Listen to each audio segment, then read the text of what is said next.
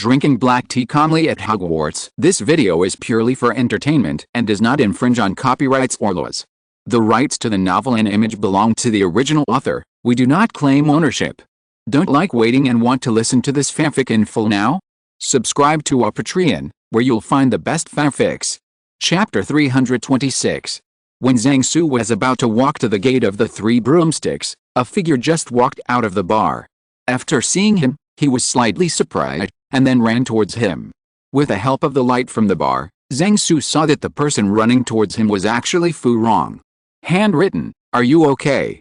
Fu Rong, who ran up to Zhang Su, asked eagerly. "I rushed back as soon as I received the news." 3. When the other party approached, Zhang Su suddenly kicked the other party's face, kicking her into the middle of the street. Then Zhang Su walked over and kicked the person lying on the ground vigorously a few times. Then Zhang Su took out a galvanized steel pipe and slammed it hard at the person lying on the ground, causing the person's mouth and nose to bleed and howl again and again. The guests and the Three Broomsticks rushed out of the bar when they heard the howling outside the door. Zhang Su has been a new resident of Hogsmeade for the past 2 years, and many residents know him well. Last year, they also knew Fu Rong, who often stayed and flew together with Zhang Su. There was such a serious incident in Zhang Su's villa last night. The guests at the bar just now saw Fu Rong coming out of the fireplace through the flue powder, and everyone was not surprised by it. It's just that not long after Fleur left, her wailing came from outside, which made the guests in the bar think that the Death Eaters were calling again. But when the daring guests rushed out of the bar with a magic wand, they saw Zhang Su beating his girlfriend degree Cyrillic letter D degree. Just like when the guests in the hotel realized that they were going to find the aura and the Hogwarts professor, Zhang Su hit the person on the ground with a stick on the head, knocking him unconscious and bleeding his head. Just as the onlookers were watching Zhang Su from afar and waiting for the aurors to come over, the people lying on the ground began to change. After comparing the arrest warrant posted on the window of the Three Broomsticks, the onlookers found that the person lying on the ground was Electo Carlo, a Death Eater who escaped from prison and Azkaban member. Just then, the aurors from the Ministry of Magic arrived. The aurors were a little confused when they saw the scene that was not magical at all. There was blood all over the center of the street, and the blood-soaked witch was lying on the ground, with obvious abnormal twists in her hands and feet. Zhang Su discounted the opponent's hand immediately. "What's going on, Zhang?" Tonks, who is on duty tonight, walked up to Zhang Su carefully and asked. "She probably used compound decoction. She wanted to pretend to be Furing and approach me." Zhang Su pointed to the Death Eater on the ground with a steel pipe in his hand and said, "How did you recognize that she was pretending to be a Death Eater?" Tonks asked curiously. "Fleur knows that your villa was burned, so it's not surprising that she rushed back." Zhang Su shrugged and said to her, "From now until this summer vacation, the hibiscus that appeared in England must be fake." After Zhang Su knew that his bedroom had been searched by Death Eaters, he began to pay attention to precautions in this regard, because there was a hair left on the comb used by Fu Rong on the dressing table in the bedroom. Although Dobby cleaned the villa every week, Zhang Su didn't let Dobby clean the hair on the comb in order to remember something. So Zhang Su had already prepared for the worst. In the afternoon, he wrote to France to remind Gabriel and Delacour. After what happened yesterday and her own worries, let her not return to Europe in the near future. In the end, Zhang Su didn't expect the Death Eaters to attack so quickly. At this time, Lu, who received the notice from the Order of the Phoenix Ping, also came to find out the situation. While watching the aurors carry Electa Carlo away on a stretcher, Zhang Su recounted to Lu Ping the results of today's investigation in the ruins of the fire site, as well as some of his own inferences. After Tonks finished asking Zhang Su on behalf of the aurors, he left with the other aurors. Lupin also left after learning about the situation. Zhang Su saw that there were no Hogwarts professors coming, so he greeted a few onlookers he knew, briefly explained the situation, and then left. Zhang Su didn't take a few steps, and found that at the fork in front of him, Hood holding Ginger was waving to him. Dividing line in front of the bar in the coffee shop, Zhang Su looked at Hood and Welsh, who were sitting next to him, and Nelson and Rodney, who were sitting opposite the bar. They were all wearing comfortable pajamas at the moment. Woke up. It's just different from the teenage students in Hogwarts. The 4 of them, from their 20s to their 30s, are at the most mature and charming age in a woman's life. Their mature bodies are wrapped in close-fitting pajamas. Exudes a unique charm that is difficult to match with green fruits. It's just that the embarrassing Zhang Su's objection was invalid, so they could only let them wear it like this. Would you like some wine? Rodney asked. Is there any rum? Zhang Su asked. As soon as Zhang Su finished speaking, Nelson took out a bottle of rum from under the bar and put it on the table. Zhang Su didn't say much, took a glass and poured half a cup of rum into it, then took out a bottle of Chuanbi loquat paste, put a spoonful into the wine, stirred evenly and put a few pieces ice down. As soon as Zhang Su mixed the wine, Wales on the side took it away and took a sip without noticing. Next, Zhang Su had to mix 4 more glasses of Chuanbi pipirum before everyone could calm down and talk about things. While studying Zhang Su's bottle of Chuanbi loquat cream, Wales asked Zhang Su, "What are your plans for the future?" "Of course it's revenge," Zhang Su said after putting down his glass. Nelson, who was sitting opposite Zhang Su, said, "It is very likely that Voldemort came in person last night." Zhang Su frowned and asked, "Are you sure about the news?" The 3 beauties looked at Hood, who was finishing the wine in his glass, and Hood said after finishing his drink, "I sneaked over to see when the fire started last night, and I didn't dare to get too close at the time." But a bald head with high reflectivity appeared next to the burning villa. Zhang Su calculated the characteristics of the Death Eaters in his mind, and found that none of them were bald. Only Voldemort, who made himself bald in order to become stronger, can make his head reflect in the firelight. "Are there any other Death Eaters with obvious characteristics?" Zhang Su asked. Hood pushed the empty cup in front of Zhang Su, and said, "There are 5 to 6 of them in total, except for the bald head. They all were Hoods. But judging from the figure, the person standing closest to the bald head should be a very thin woman." Zhang Su nodded. That female Death Eater was most likely the teammate that Lao Ma sold. "Thank you for your information, this is very important to me," Zhang Su said to Hood. "Then you can make another glass for me as a thank you," Hood said, pointing to the empty glass placed in front of Zhang Su. "If you want to retaliate, as long as it doesn't affect ordinary people, we will pretend that we don't know anything." After speaking, Wales pushed his empty wine glass in front of Zhang Su. While continuing to mix drinks for them, Zhang Su said, "If you are worried, you can have someone follow me." "Well, then we will send a wizard other than us to follow you," Wales said. Chapter 327 Multi-Party Cooperation. The impact of the burning of Zhang-Jie-Lao was greater than Zhang Su expected. The most important reason was that many alcoholics who had drunk a lot of alcohol that night witnessed that Electicaro was almost killed by the enraged Zhang Su. Beat to death. After 2 glasses of wine, the people in the bar will inevitably add fuel to what they see. During the Hogsmeade week on the last weekend of April, the version Zhang Su heard in the 3 broomsticks in the morning was that he beat a group of Death Eaters on the ground by himself. When the Lewis arrived, the blood on the street could cover the feet. First, the house was burned, and then the Death Eaters who burned the house were beaten up the next day. This kind of revenge story is loved by the general public who have seen too much news about Death Eaters' troubles recently. Although the real process of the story is very simple and can be summed up in 2 sentences, Zhang Su still underestimated the power of the 2 groups of people who like to open up ideas most, alcoholics and students, after joining forces. In the afternoon, when Zhang Su was teasing fish cakes in the coffee shop, the version he heard was that the Death Eaters kidnapped a cat named Oscar that Professor Zhang kept in the villa before burning it down. Then the angry Professor Zhang bloodbathed the Death Eaters' hideout in Hogsmeade, and rescued the cat. Professor Zhang almost choked himself to death with a mouthful stuck in his throat. Such rumors created an unexpected situation, that is, a group of curious wizards came to Hogsmeade to visit the ruins of Zhang Su's villa. At noon, Zhang Su saw many wizards and Hogwarts students wandering around the ruins of the villa from a distance, pointing from time to time, which made him think of collecting a round of tickets.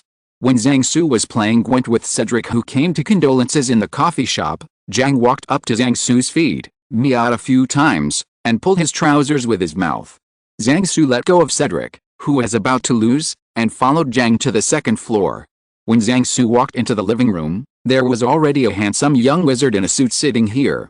When that kind of wizard stood up to greet Zhang Su, Zhang, who was leading the way, seemed to be frightened by something, turned around and ran away with a meow. "Sorry, I haven't been very fond of small animals." The wizard looked at the escaped ginger and said with a little embarrassment. Zhang Su stepped forward, stretched out his right hand and said to him, "Hi, I'm Zhang Su." The other party also extended his hand to shake Zhang Su's hand, and introduced himself. "Hi, Mr. Zhang. I'm Bear Grylls." Since there's still a little time before the official meeting, the participants have not yet arrived, so Zhang Su and Belle first got to know each other. After all, they will work together in the future, and getting to know each other's personality and hobbies early will be beneficial to everyone's cooperation. Soon, the two found a common topic. There are many rare magical animals and plants in the Forbidden Forest. Zhang Su sat on the sofa and talked. Many of them are original in the Forbidden Forest, and some are students or professors of Hogwarts over the years they brought. In the Forbidden Forest, the magical animal that one spread the most was the eight-eyed spider. They were brought into the Forbidden Forest by a student of Hogwarts decades ago. But a few years ago, because they wanted to eat Hogwarts, a few of C students, I set their lairs on fire, and were later besieged by the horsemen, and now they can only be found in the depths of the Forbidden Forest. How big are eight-eyed spiders and what are their characteristics? Belle asked curiously. Their adult size is like a small car. Zhang Su said with a gesture.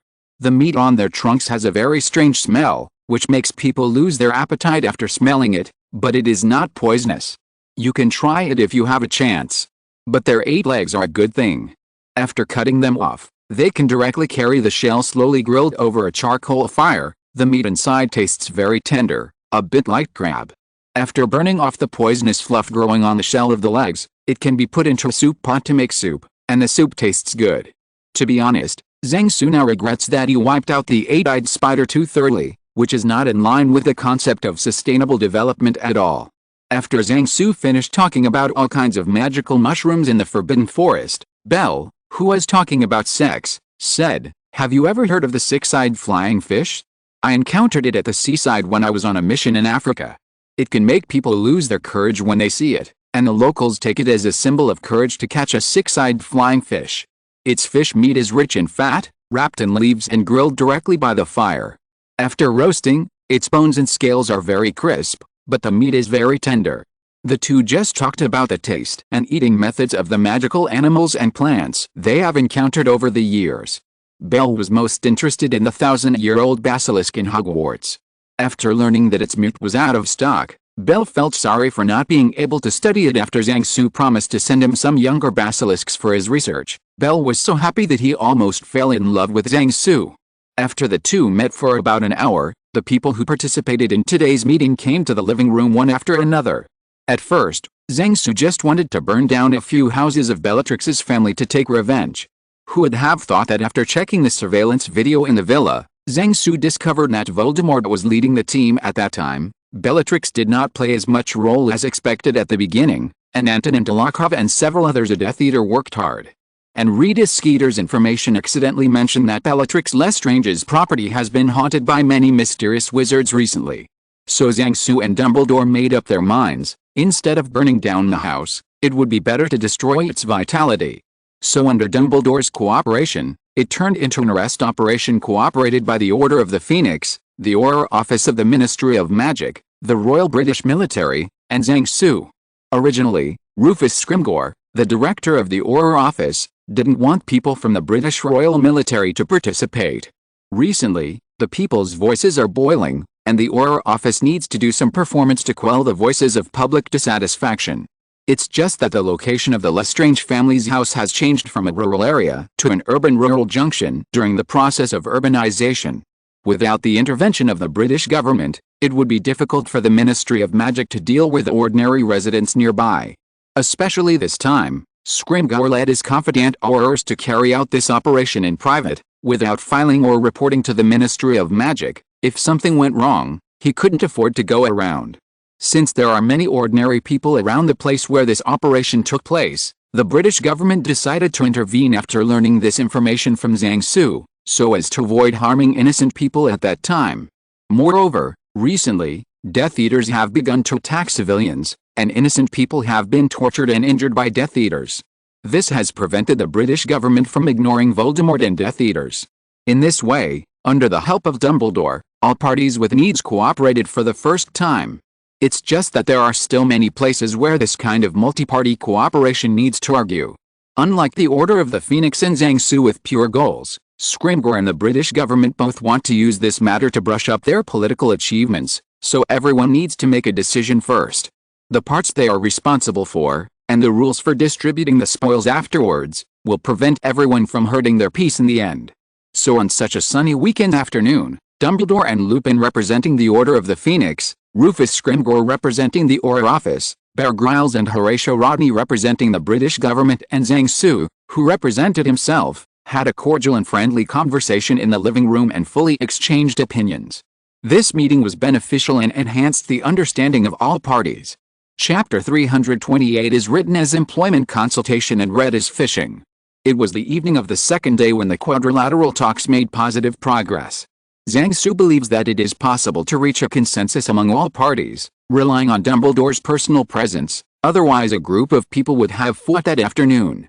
When several people were at a stalemate, Zhang Su was very worried that they would pull out their wands and BIU each other in the next second. At that time, Zhang Su seriously considered whether he would have to add a dark mark to the sky in case they got into a fight and demolished Professor McGonagall's house.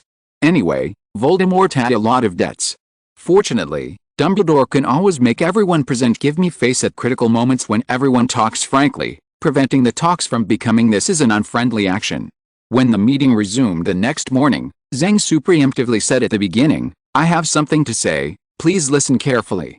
Our common ground is basic, and our differences are partial. Everyone can seek common ground while reserving differences." Then Zhang Su resorted to seeking common ground while reserving differences and shelving disputes. Taking advantage of his good relationship with all parties, he asked all parties to first decide where they can reach a consensus and form a main framework. And the controversial areas will be discussed later in this framework. In the following talks, at least Zhang Su didn't have to ask Hood to come up and replace the cups on the coffee table with disposable paper cups, and he wasn't afraid to tear down Professor McGonagall's house.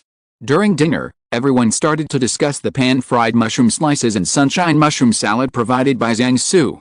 At the dinner table, Dumbledore even agreed to Bear Grylls' request to visit the Forbidden Forest as the headmaster.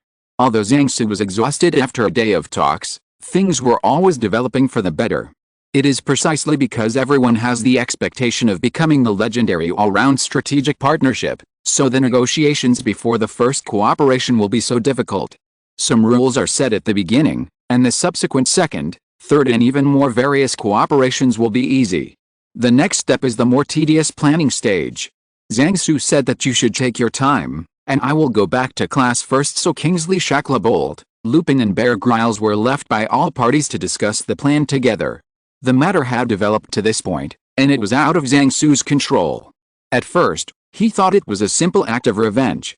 He got a few barrels of gasoline, then got some natural rubber, chopped it up and threw it in, and then set it on fire. Like Suzunan, the house of the dead disciples was burned down. And now he could only hope that he would act before the Death Eaters realized something was wrong. Zhang Su then returned to his student life at Hogwarts. At this time of year, there is always a pile of pamphlets, leaflets and announcements about various magical professions in the common room.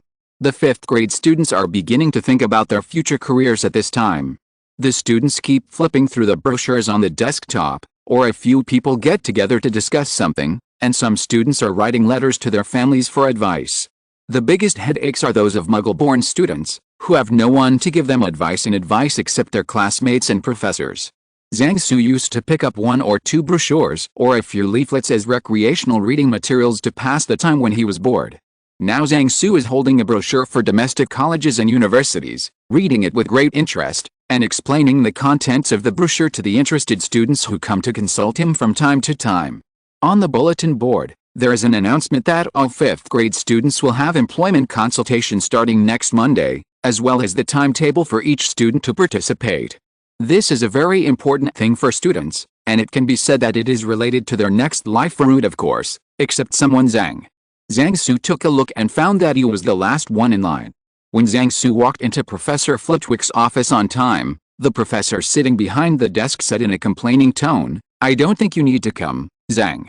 I just wanted to take this opportunity to be lazy." Zhang Su walked to the stool in front of the desk and sat down, smiled and said to Professor Flitwick, "Haha, the necessary procedures still need to be followed." "An NBSP," Professor Flitwick said helplessly, "you have already chosen the path you want to take in the future, and I can't give you guidance on your employment. Until now, I haven't figured out how your computer works. Actually, I don't really understand its working principle." Zhang Su said, Muggles have a black box theory of technology. Users don't need to know the knowledge needed to make products, they just need to follow the rules to get the expected results. Just like a radio, users don't need to know how the radio works, they just need to know how to turn those knobs. My future work is similar to making such a black box. Anyway, idle is idle. Zhang Su and Professor Flitwick simply took the opportunity to fish and chat. When he learned that Zhang Su could arrange the schedules for all Hogwarts students at once with a laptop, Professor Flitwick was very interested in Zhang Su's computer, and he and several professors went to learn a lot from Zhang Su's villa. As a result, Professor Flitwick knew nothing about other functions except learning to play Minesweeper. At least Professor McGonagall learned to write in a notepad. When Zhang Su was explaining the class scheduling software he compiled to them, the professors around him were completely confused.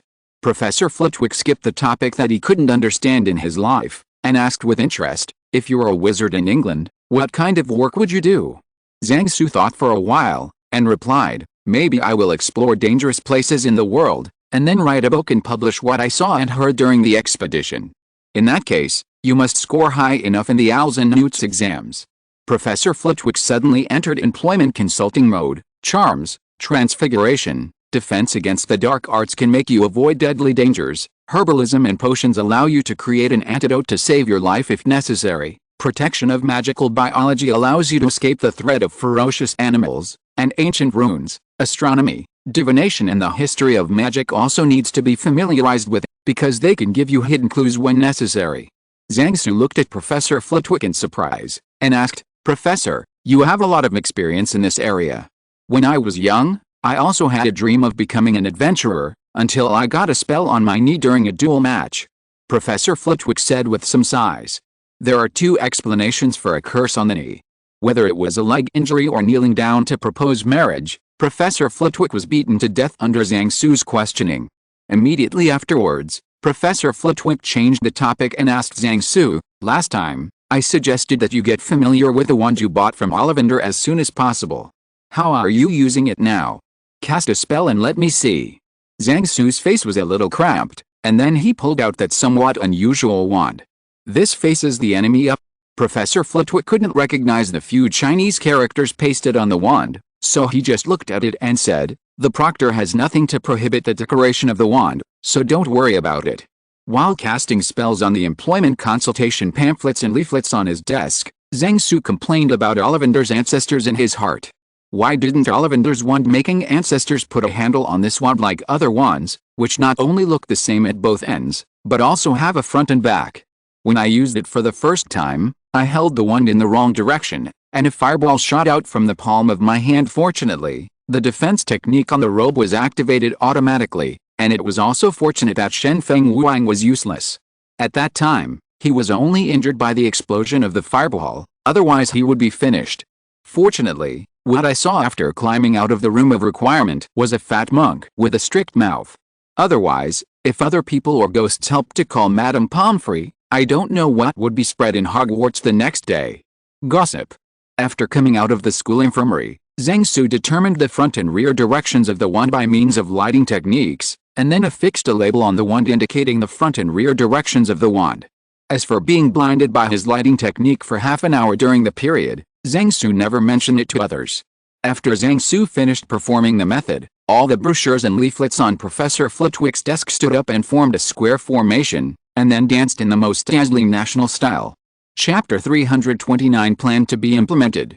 After touching fish in Professor Flitwick's office until lunchtime came, Zhang Su and Professor Flitwick went to the cafeteria to eat together.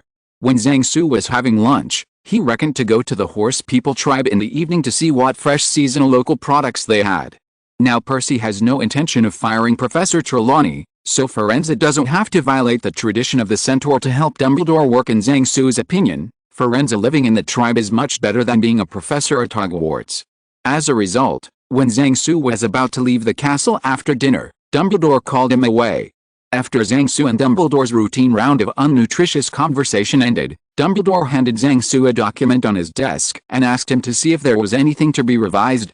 Yao Xin. Zhang Su complained about the terrible secrecy system in his heart, and left the principal's office with his four-party plan to hunt down the Death Eaters, and returned to his professor's dormitory. After returning to the dormitory, Zhang Su sat in the living room of the dormitory, carefully reading this epic-making proposal. In the plan, it can be seen that the Auror office has won the command of the operation, and Scrimgeour is the commander of the operation. In the early stage of the operation, Scrimgeour was worried that the Death Eaters would have undercover agents in the Ministry of Magic to detect the operation in advance, so he handed over the early preparation tasks to the British government and the Order of the Phoenix. The British government is responsible for the on-site investigation before the operation. The local police officers are monitoring the neighborhoods around the target on the pretext of arresting theft gangs. Both Kingsley Shaker and Lupin believe that the Death Eaters will have no harm to the Muggle police. Be vigilant, and the police only thought that their target was the so-called theft gang, so they were not afraid of being legitimacy by the Death Eaters. Intelligence agencies analyzed the Death Eaters from police surveillance reports. For the Order of the Phoenix, it was Dumbledore who set up the magic to prohibit apparition before the operation started, so as to prevent the Death Eaters from running away and getting reinforcements. At the beginning of the operation, with Scrimgeour and his confidant Aurors in the Auror office as the main force, they will be responsible for breaking into the target building to capture the Death Eaters. In addition to Dumbledore sitting in the rear to prevent Voldemort from coming for reinforcements, the members of the Order of the Phoenix ran to the roof to ambush one step ahead after eating the deformed biscuits, and launched a surprise attack from the roof after the operation started. In addition to dispatching a capable team to contain the Death Eaters from the side, the British government was also responsible for the outer encirclement to prevent the Death Eaters from breaking through and escaping. It's just that Zhang Su saw the three-layer sniper ambush circle marked on the attached map and the patterns of several armed helicopters painted on the periphery, and thought that if the Death Eaters who couldn't apparate would want to ride a broom, run away, and it will be fun enough. As for Zhang Su's mission in this operation, the three parties deliberately ignored him. This little bit of cake is not enough, and it is useless for Zhang Su to take the credit, so he hinted that after the operation is over, Zhang Su can have nothing to do with Zhang Su outside of the battlefield. Just eating watermelon and shouting 666 will do. You are completely underestimated. Scarlet, who sat beside Zhang Su and read the plan with Zhang Su, said. Since Zhang Su's villa was burned, things warmed up a bit between the two of them. Zhang Su also brought Scarlet into this operation. It doesn't matter. Zhang Su said, plans often fail to keep up with the changes. Let's just be a reserve team. If something goes wrong, we can spare time to respond. Don't be so crow-mouthed, okay? Scarlet said while picking up the teapot on the coffee table next to him and pouring a cup of tea guanine for himself and Zhang Su. Life is always full of various accidents. Zhang Su said while knocking on the table 3 times with his fingers. Scarlet put down his teacup and asked, what do you think will happen? Zhang Su thought for a while and said, it's hard to say. Voldemort and his men are not idiots. Although their stronghold is very hidden, it can't be ruled out that it was a trap that was deliberately leaked. Although Dumbledore was used in this plan. Reserves, I think the other side would have thought of that too.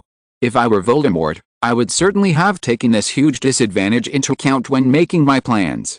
So what do you want to say? Scarlet asked, frowning. When the time comes, you will stay at Hogwarts. This is the place with the most variables. Zhang Su said to Scarlet with a serious face. Hearing that Zhang Su refused to let him go to this operation, Scarlet looked at Zhang Su sharply. And Zhang Su looked at Scarlet with firm eyes. Forget it, just stay.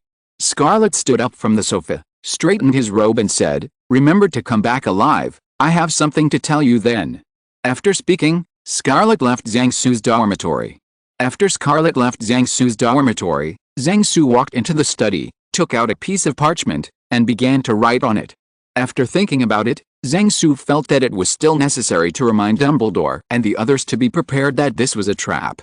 It's no surprise that Lupin and the others were careless in their plans. Because according to Voldemort's understanding of Zhang Su, the only force Zhang Su can turn to for help in the short term is Dumbledore's Order of the Phoenix, but now Zhang Su secretly brought in 2 powerful partners other than the Order of the Phoenix, which was beyond Voldemort's expectations.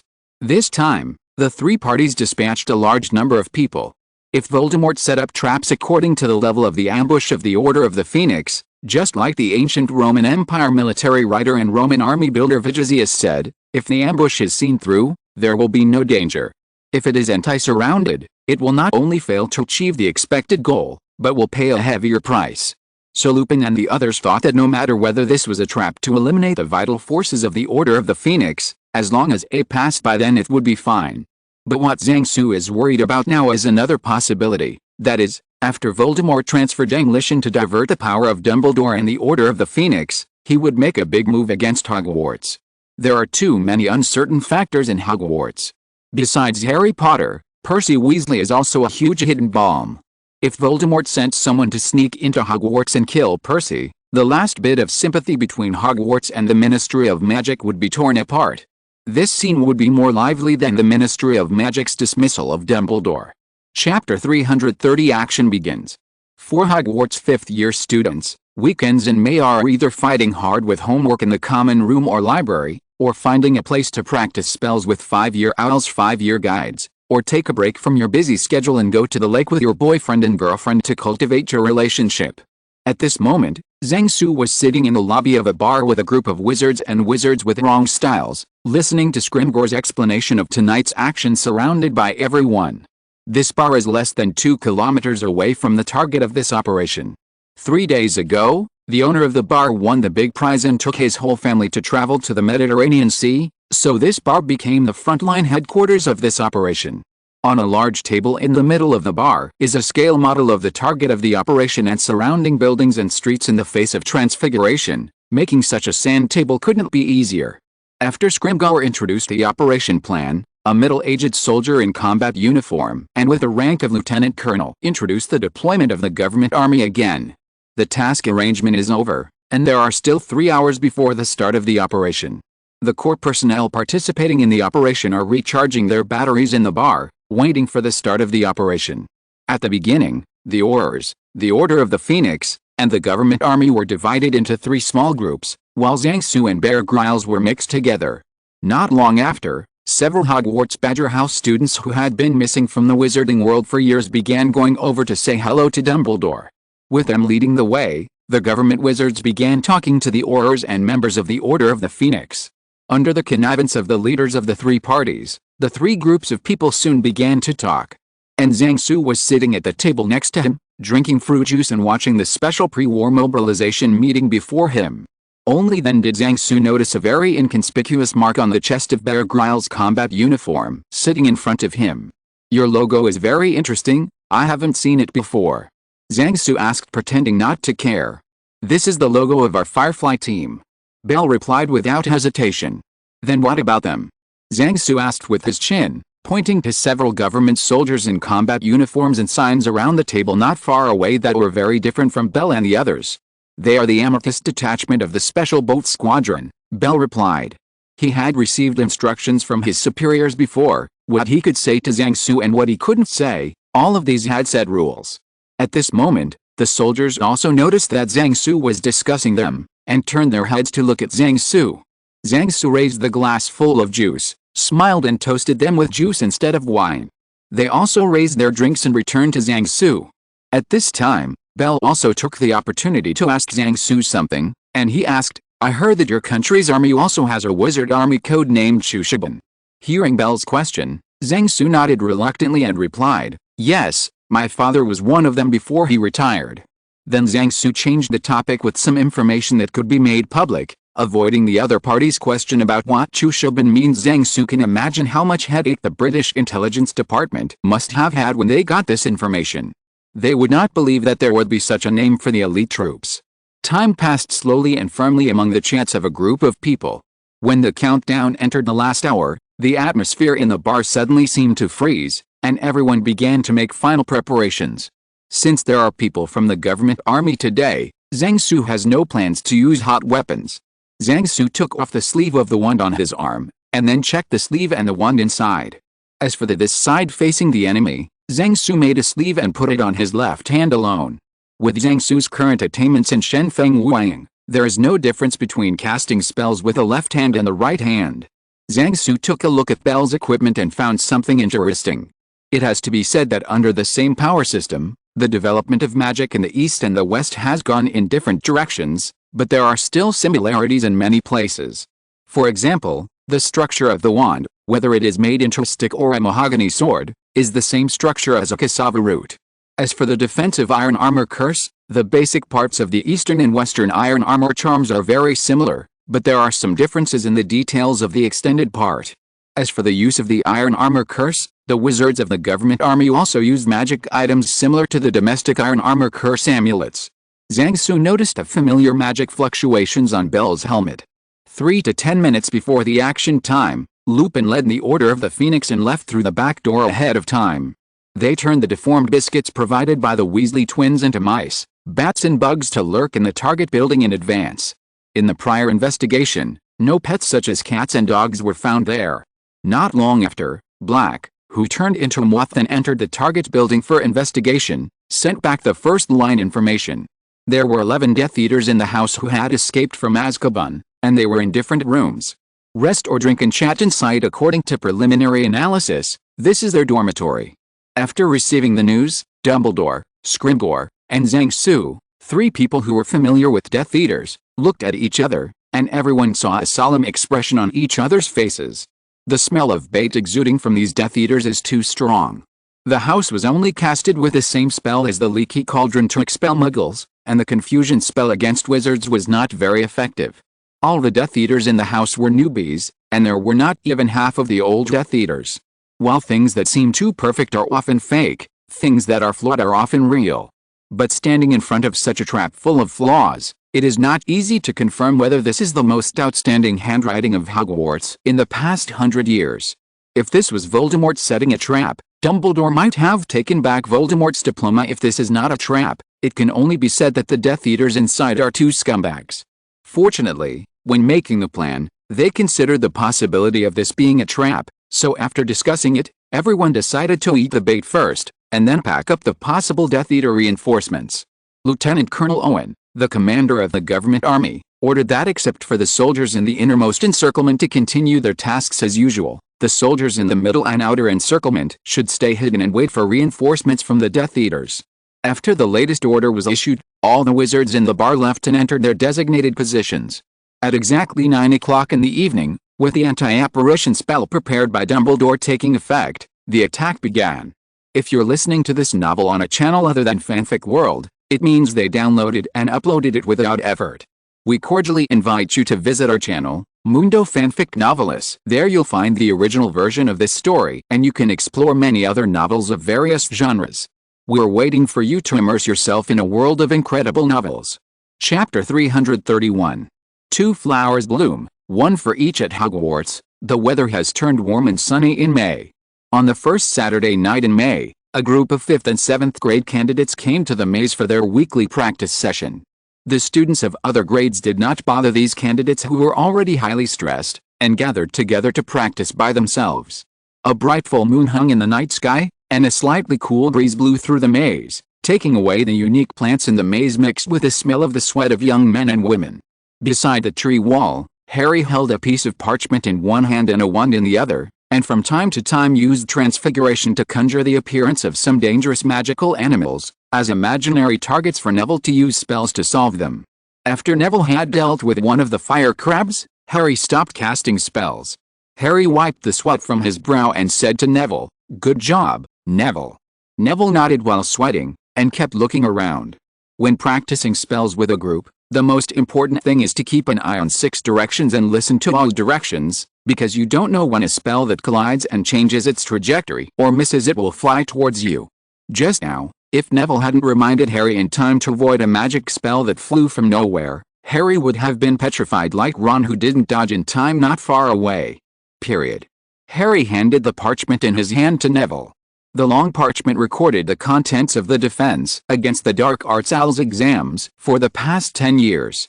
Next, Neville randomly cast spells on Harry according to the real questions recorded on the parchment over the years, and Harry casts the corresponding curse-resolving and defensive spells.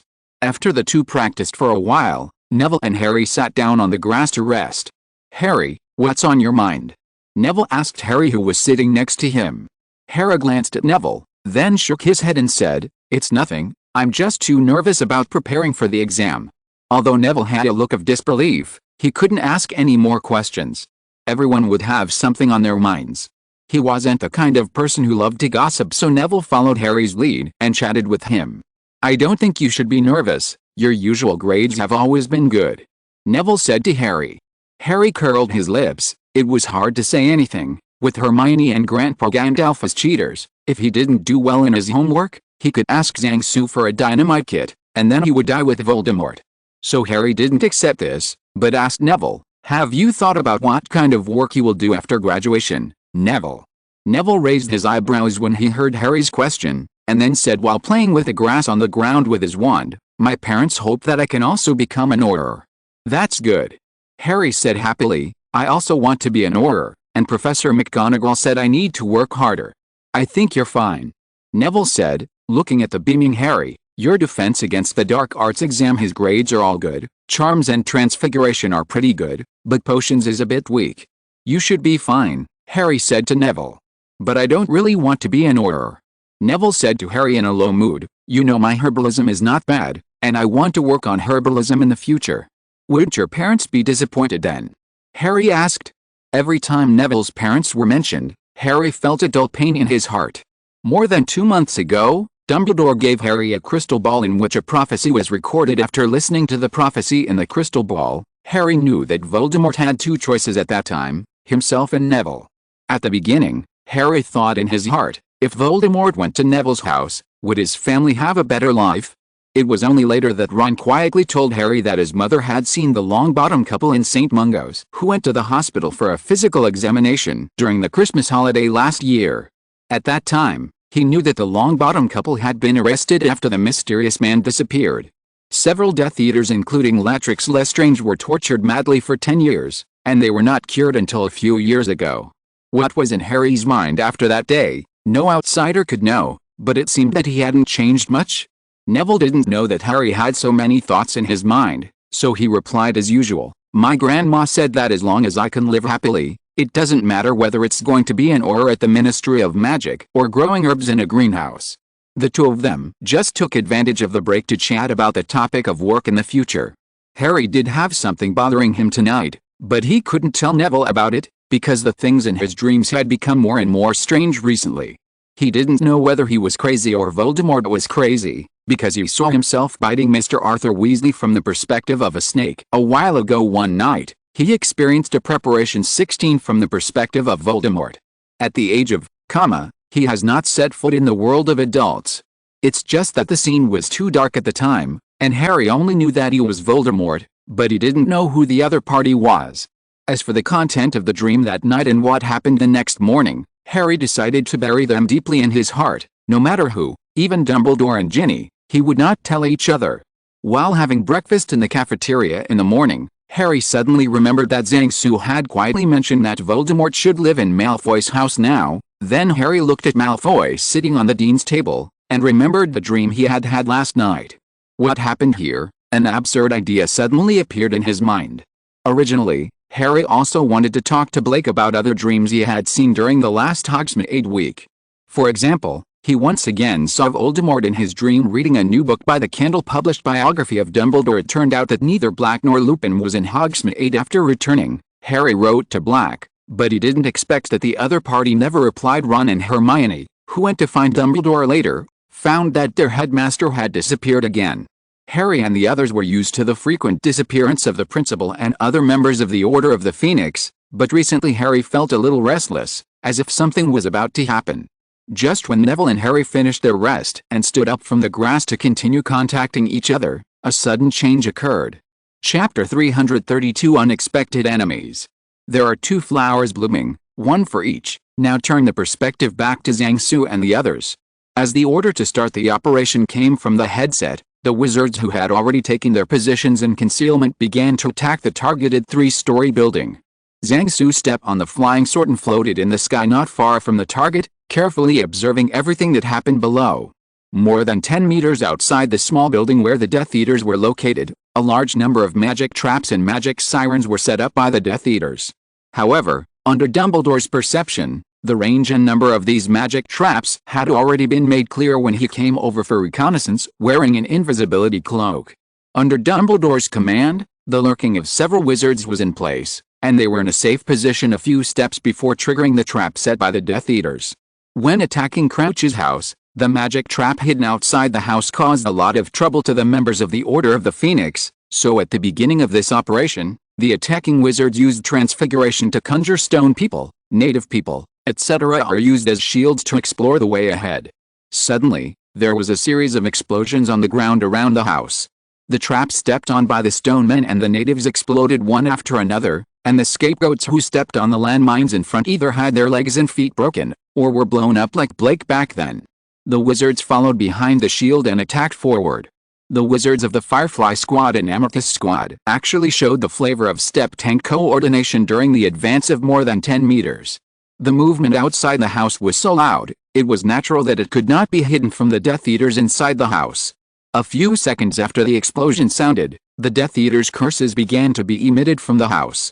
At the same time, the British police who had been on standby outside the urban area for a long time suddenly appeared, blocked the nearby blocks and began to evacuate the people. The police declared that this was an operation to arrest terrorists.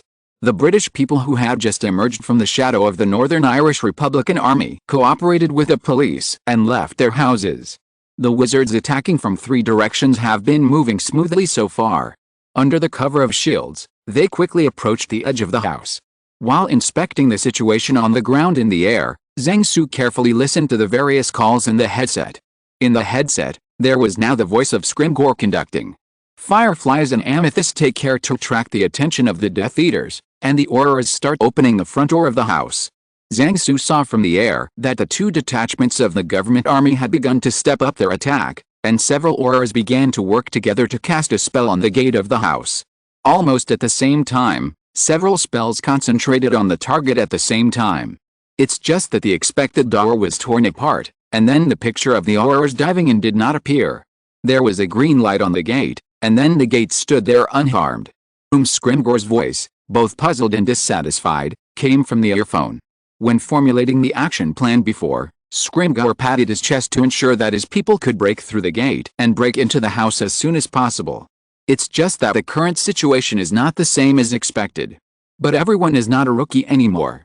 After discovering that there is a problem with the gate, they will continue to waste time and magic power to attack the gate that is obviously problematic. As the saying goes, after God closes the door for you, he will crucify the window for you. So Scrimgeour didn't let the Aurors continue to attack the gate with spells, but directed the Aurors to concentrate their fire on the outer wall next to the gate. The result was just as Scrimgeour expected. A large hole was blown open in the outer wall of the house under the concentrated fire of several Aurors. Scrimgeour took the lead, leading the Aurors into the house through the hole in the wall. At the same time, the members of the Order of the Phoenix who had been hiding on the top floor early in the morning received an order to start fighting. In the next second, the messy voice in the headset reached Zhang Su's ears. The door is locked and cannot be opened. The door to the room on the top floor won't open. The spell cannot break the door. Same goes for windows. Everyone try to walk through the wall. Walls and floors can break. After hearing that his suggestion of going through the wall was feasible, Zhang Su also breathed a sigh of relief. And this abnormal phenomenon made several people in command feel an ominous smell. However, at this moment, a visitor who no one expected appeared. A harsh brake sound suddenly sounded on the street in front of the house, and a double-decker bus stopped in front of the house as if it appeared out of thin air. The sudden arrival of the famous night bus in the wizarding world is really confusing, but everyone thinks that it is definitely not here to deliver food. Zhang Su just stepped on the flying sword and flew here at this time. When he saw the passengers in the bus clearly for the first time, he immediately shouted. It was the werewolves who fired at the bus. The Fireflies and Amethyst came to the front door to block them. Can't let them break into the house. In view of Zhang Su's excellent performance in major events every year in the past few years, Dumbledore suggested that Zhang Su be allowed to have the command in case of emergency during the operation. After Scrimgeour's non-denial and Lieutenant Colonel Owen's personal assessment, the Aurors, the government army, and the Order of the Phoenix unanimously agreed that Zhang Su has the right to command the team to respond accordingly when emergencies occur. So after Zhang Su gave the order, the surrounding gunshots sounded almost simultaneously. Almost at the same time, the night bus was sparked by bullets fired from afar. However, the sturdiness of the night bus's shell was a bit unexpected. After the bullet passed through the car's shell, it had little damage to the werewolf in the car. But think about it, as far as the night bus is concerned, if the shell is not strong, the car will fall apart. This wave of shooting did not have any effect. The wheel of the night bus facing outward was blown out by the bullet. At this moment, Zhang Su figured out what the other party was planning to use this house for. first use cannon fodder to lure the members of the Order of the Phoenix, and then after the members of the Order of the Phoenix broke into the house, they found that the doors and windows in the house could not be opened, and then the members of the Order of the Phoenix had to face the werewolf in a small space. Wizards have to deal with the werewolves, enemies with high physical attack, high magic defense, high physical defense, and high agility in a small space, which is almost the same as giving away a head. As for why the werewolf appeared on the night bus, and why many werewolves who should have been imprisoned in Azkaban appeared here, these are not what Zhang Su should care about. Now his task is to prevent the werewolves from rushing into the house inside. Chapter 333. The first wave has not settled, and the other. Taking the werewolves coming to the battlefield to join the battle in the night bus as a node, all parties present encountered unplanned situations. The first to be confused were the Death Eaters hiding in the house. After they discovered someone was coming, they called the werewolf lurking in the distance as planned, and planned to cooperate with the werewolf inside and outside to wipe out the intruders. But the Death Eaters didn't expect that the magic that the Dark Lord personally set to automatically lock the doors and windows as soon as a few members of the Order of the Phoenix entered the house was activated in advance. However, the Aurors who rushed in from the main entrance accidentally discovered a passage that was originally reserved for werewolves to pass through by tearing down the wall. The Death Eaters also found that there were two other teams of wizards outside the house who did not attack the house, but kept them outside, and then went to the front door to intercept the werewolf after the werewolf arrived. Before the Death Eaters could react, many ceilings and floors in the house were blasted, and members of the Order of the Phoenix and Aurors came out of the holes.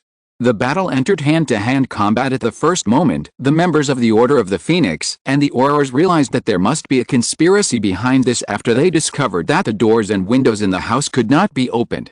They were prepared to be ambushed in the house from the beginning, but they didn't expect that those ambushing were werewolves outside, and they would appear in this form. Thinking about the consequences of being blocked in the house by the swift werewolf, the wizards in the house broke out in a cold sweat. Fortunately, the commanders of this operation were very decisive and did not drag their feet in the slightest. After Zhang Su's first order was issued, the commanders of other personnel immediately issued the next order based on this. The members of the Order of the Phoenix and the Aurors continued to act as planned to capture the Death Eaters inside the house, while the wizards of the government army were responsible for eliminating the werewolves outside. At this time, Zhang Su still stepped on the flying sword and continued to patrol in mid-air above the house, in case the Death Eaters had any backup. The appearance of werewolves surprised Zhang Su, especially among these werewolves were many familiar faces, such as Fenrir Greyback, who was beaten to the ground by himself after being transformed into a giant panda in Hogsmeade, and many others were also members of the werewolf army who were captured in Azkaban in Hogsmeade. After the members of the werewolf army were arrested, magic paid for them to be treated. After the escape from Azkaban, according to the information returned by Snape, the members of the werewolf army who had regained their freedom found the werewolves who had escaped the siege of Hogsmeade for some reason. They give themselves a bite and turn themselves back into werewolves. For these werewolves, Zhang Su, who had beaten them once, had no desire to help hunt them down, and it was just right for the government army to deal with them. It's just that Dumbledore had more ideas, and a request came from his headset that he hoped to keep one or two werewolves alive and take them back to study. Regarding the fact that the werewolf was bitten and turned into a werewolf for the second time after treatment, Dumbledore has been eager to find someone to study this topic over the past few years. It's just that after the treatment is complete, go to a werewolf to bite again. Basically no one is willing to do it, in case the change will not go back the second time, so this topic has not been developed, and now that the good test product on the car appeared in front of Dumbledore, how could he not be overjoyed? From Loudeng's voice, Zhang Su actually heard a hint of the tone of a child when he got a toy. Next, the two battlefields inside and outside the house became fierce.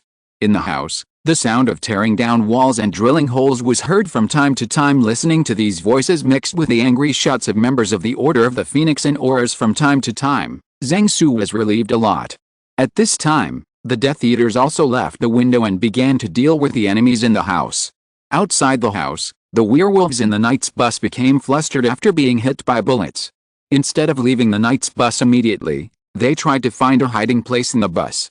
When the government forces discovered that the bullets had limited effect on the werewolves in the bus, they immediately stopped shooting.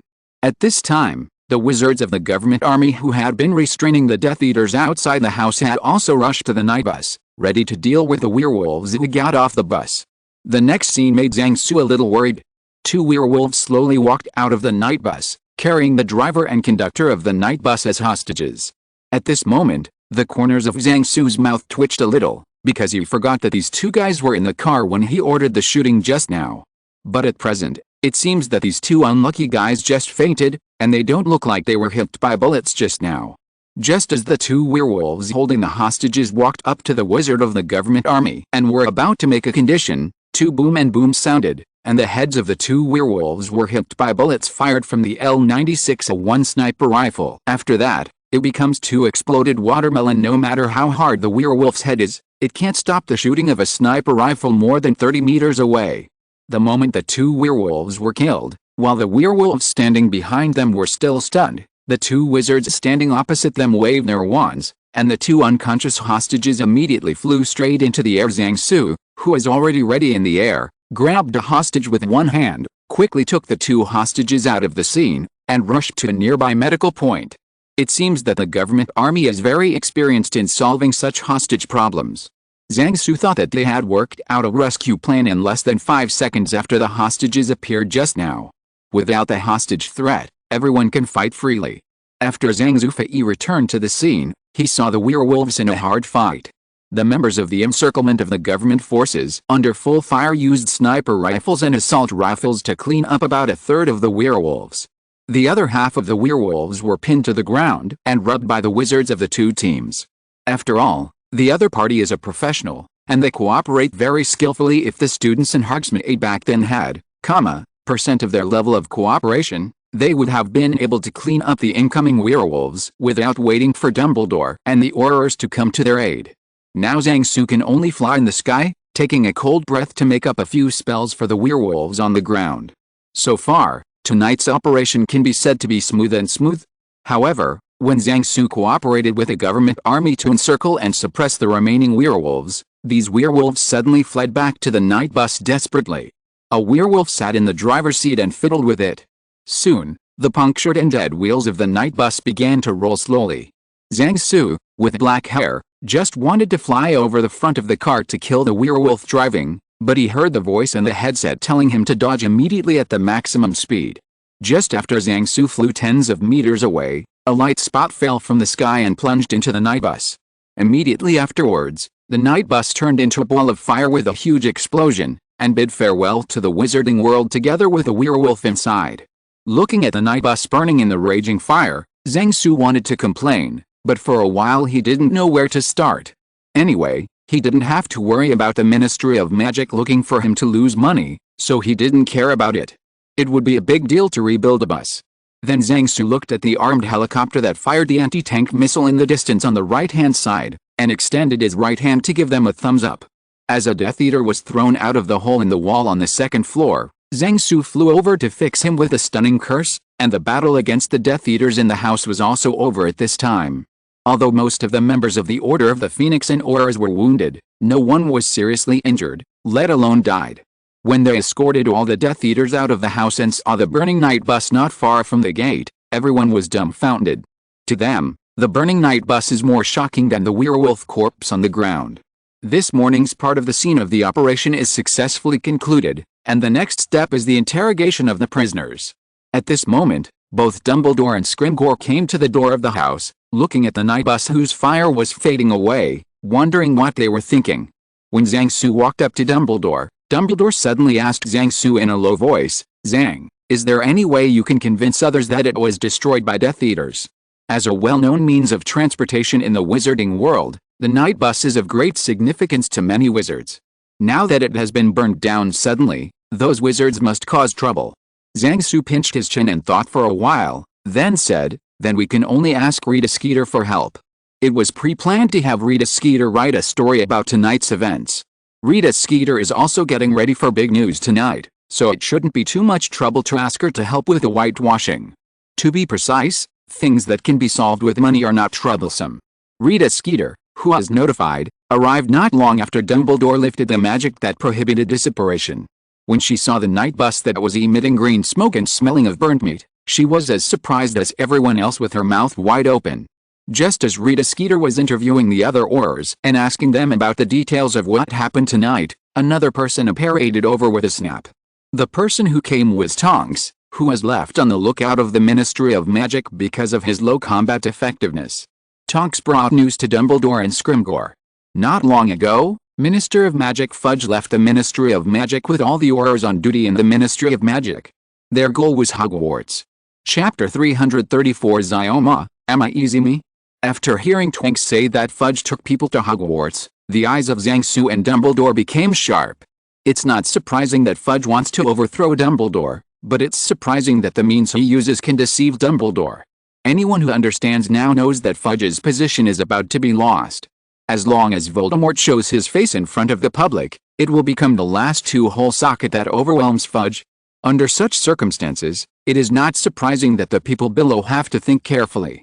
For example, Scrimgeour, who is standing next to Dumbledore, did not notify Fudge of tonight's actions, but notified Rita Skeeter. This shows that he is now going to start building momentum for himself in public opinion, cut off the relationship between himself and Fudge in the media, and began to create an image of a tough guy who would never compromise with a dark wizard. As for tonight's action scene, Dumbledore and some other common-hunting civilians will appear, because they are eager to help. As for another group of wizards with a wrong style of painting, they will not appear in the Daily Prophet yet, and they need a suitable opportunity to appear. Now that middle-level officials like the director of the Auror Office and the Ministry of Magic have this understanding, it is self-evident what other smart people have ideas. It's just that tonight, just after a trap set by the Death Eaters was started here, Fudge has a big move to make over there, so people have to think too much? Is this because Fudge is being directed around by Voldemort's men, or Fudge has long been secretly colluding with Voldemort? Everything is possible. After Scrimgeour heard that it was about Hogwarts, he made an excuse and walked away, expressing that he was not interested in Hogwarts affairs. I'll go back to Hogwarts first, Professor. Zhang-Su said to Dumbledore after thinking for a while. If Fudge's actions are related to tonight's incident, I will contact you again. Dumbledore thought for a while and said, let's go back to 12 Grimwald Place first. If there's an emergency, you can contact me through the fireplace. Zhang-Su looked at Moody with a broken prosthetic leg, black with blood on his face, and Lupin with his coat torn. Now most of the members of the Order of the Phoenix are injured, and Dumbledore needs to sit outside. As for Hogwarts, if Fudge wants to find Dumbledore, he can wait slowly. Anyway, when the newspaper comes out tomorrow morning, he will be able to explain why Dumbledore is not at Hogwarts tonight.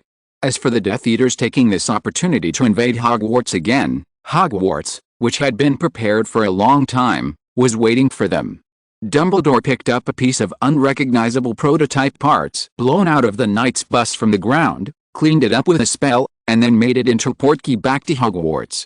Just when Dumbledore was about to hand over the portkey to Zhang-Su, he suddenly thought of something, and said to Zhang-Su with a serious face, if Fudge wants to remove me from the post of headmaster, then let Minerva take over my position. Zhang-Su nodded solemnly, and then took the portkey from Old Den. Dividing line at 9 o'clock in the evening, in the center of the maze at Hogwarts, the students who were practicing spells suddenly discovered that there were big holes one after another in the surrounding tree walls, and then many people poured out of the big holes, and in the blink of an eye they were surrounded them. But when the students saw that the people surrounding them all wore the badge of the Ministry of Magic Auror, they fell into a daze. Practicing magic spells here by myself is at most a violation of school rules, so there is no point in letting the Aurors arrest people, and many of the Aurors who just appeared are also in a daze. When they were on duty at the Ministry of Magic tonight, the minister personally came and said that he would take them to investigate a big case. In the blink of an eye, they were brought to Hogwarts by His Excellency the Minister. Immediately afterwards, they were asked by Mr. Minister to surround the open space in the center of the maze, and no one could be let go. At first they thought that a dark wizard had sneaked into Hogwarts, and the minister wanted to take them to arrest the dark wizard. In the end, they found out that it was their pink schoolboys and schoolgirls that Fudge surrounded them with. Just like in many places, the night shift is a privilege for newly promoted staff, so more than half of the Aurors on duty at the Ministry of Magic tonight are new recruits who have only joined the job in the past 2 years. And just a few years ago, Amelia Burns, director of the Department of Magical Law Enforcement, and Scrimge, director of the Auror Office, introduced a new policy. Anyone who participated in the Battle of the Basilisk and the Battle of Hogsmeade with students can be admitted as Aurors first, and if they perform well in vocational training, they can graduate early and start working. As a result, the newly joined Aurors in the past 2 years have all participated in the activities of the Defense Association, and most of them are winners of the Defender of Hogwarts medal. Now they look at the familiar logo of the Defense Association hanging on the tree wall, and then look at the scene in front of them as if they were practicing magic spells together when they were still in school, and suddenly realize that what they have to deal with is the younger generation and the former comrades in arms. This made them fall into a state of confusion. One of the Aurors also asked his 7th-year girlfriend in the students group what was going on today when he picked up a girl in the hallway who was so frightened by the basilisk that her legs limp and fell, and ran to the kitchen to start this relationship. He never thought that he would come to Hogwarts to arrest his girlfriend an NBSP. At this moment, Fudge, the Minister of Magic, came in, walked under the tree wall with the logo of the Defense Association, and said to the students, "Look what I found. A group of students openly violated the Ministry of Magic's education order. Where do you place the authority of the Ministry of Magic?" The students did not speak, just quietly watched the performance of His Excellency the Minister. At this time, Professor McGonagall and the 4 deans rushed into the maze together with Senior Investigator Weasley. When Fudge saw Professor McGonagall coming, he said to her, "Minerva, how do you think these students should be punished?" At this time, Professor McGonagall's face turned livid, and she said in an extremely cold voice, "I think their house points should be deducted as punishment. Gryffindor deducted, points, Ravenclaw, points from Law, points from Hufflepuff, points from Slytherin." Although everyone trusts Professor McGonagall's character, everyone is a little afraid that she will take the opportunity to use the Snake Academy to operate. When all the teachers and students of the Snake Academy were sweating nervously, Professor McGonagall continued, points for Slytherin.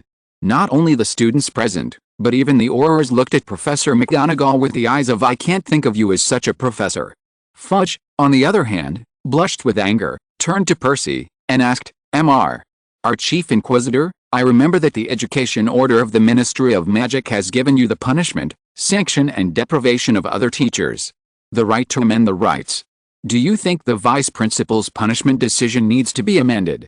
Percy cleared his throat and said, "I think Professor McGonagall's punishment is too light."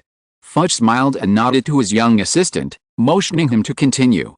Percy then said loudly, "The deduction points for each house should be doubled." Then Fudge waited for a long time to find that Percy had nothing to say, and when he found that Percy had finished speaking, his whole face turned red again, and at the same time he looked at Percy in disbelief. If Fudge had a table in front of him right now, he would have thrown it in Percy's face. As far as the purpose of today's operation is concerned, what kind of punishment is deduction of college points, and what is the difference between this deduction and no deduction? I want to know, who is your organizer and why did he organize such an event? Fudge simply stated the goals of today's operation. At this moment, Harry Potter was about to stand up, but found that his head suddenly hurt, and at the same time he felt a little dizzy. He didn't want to make a fool of himself at this time, so he used a clemency, which relieved the pain on the scar.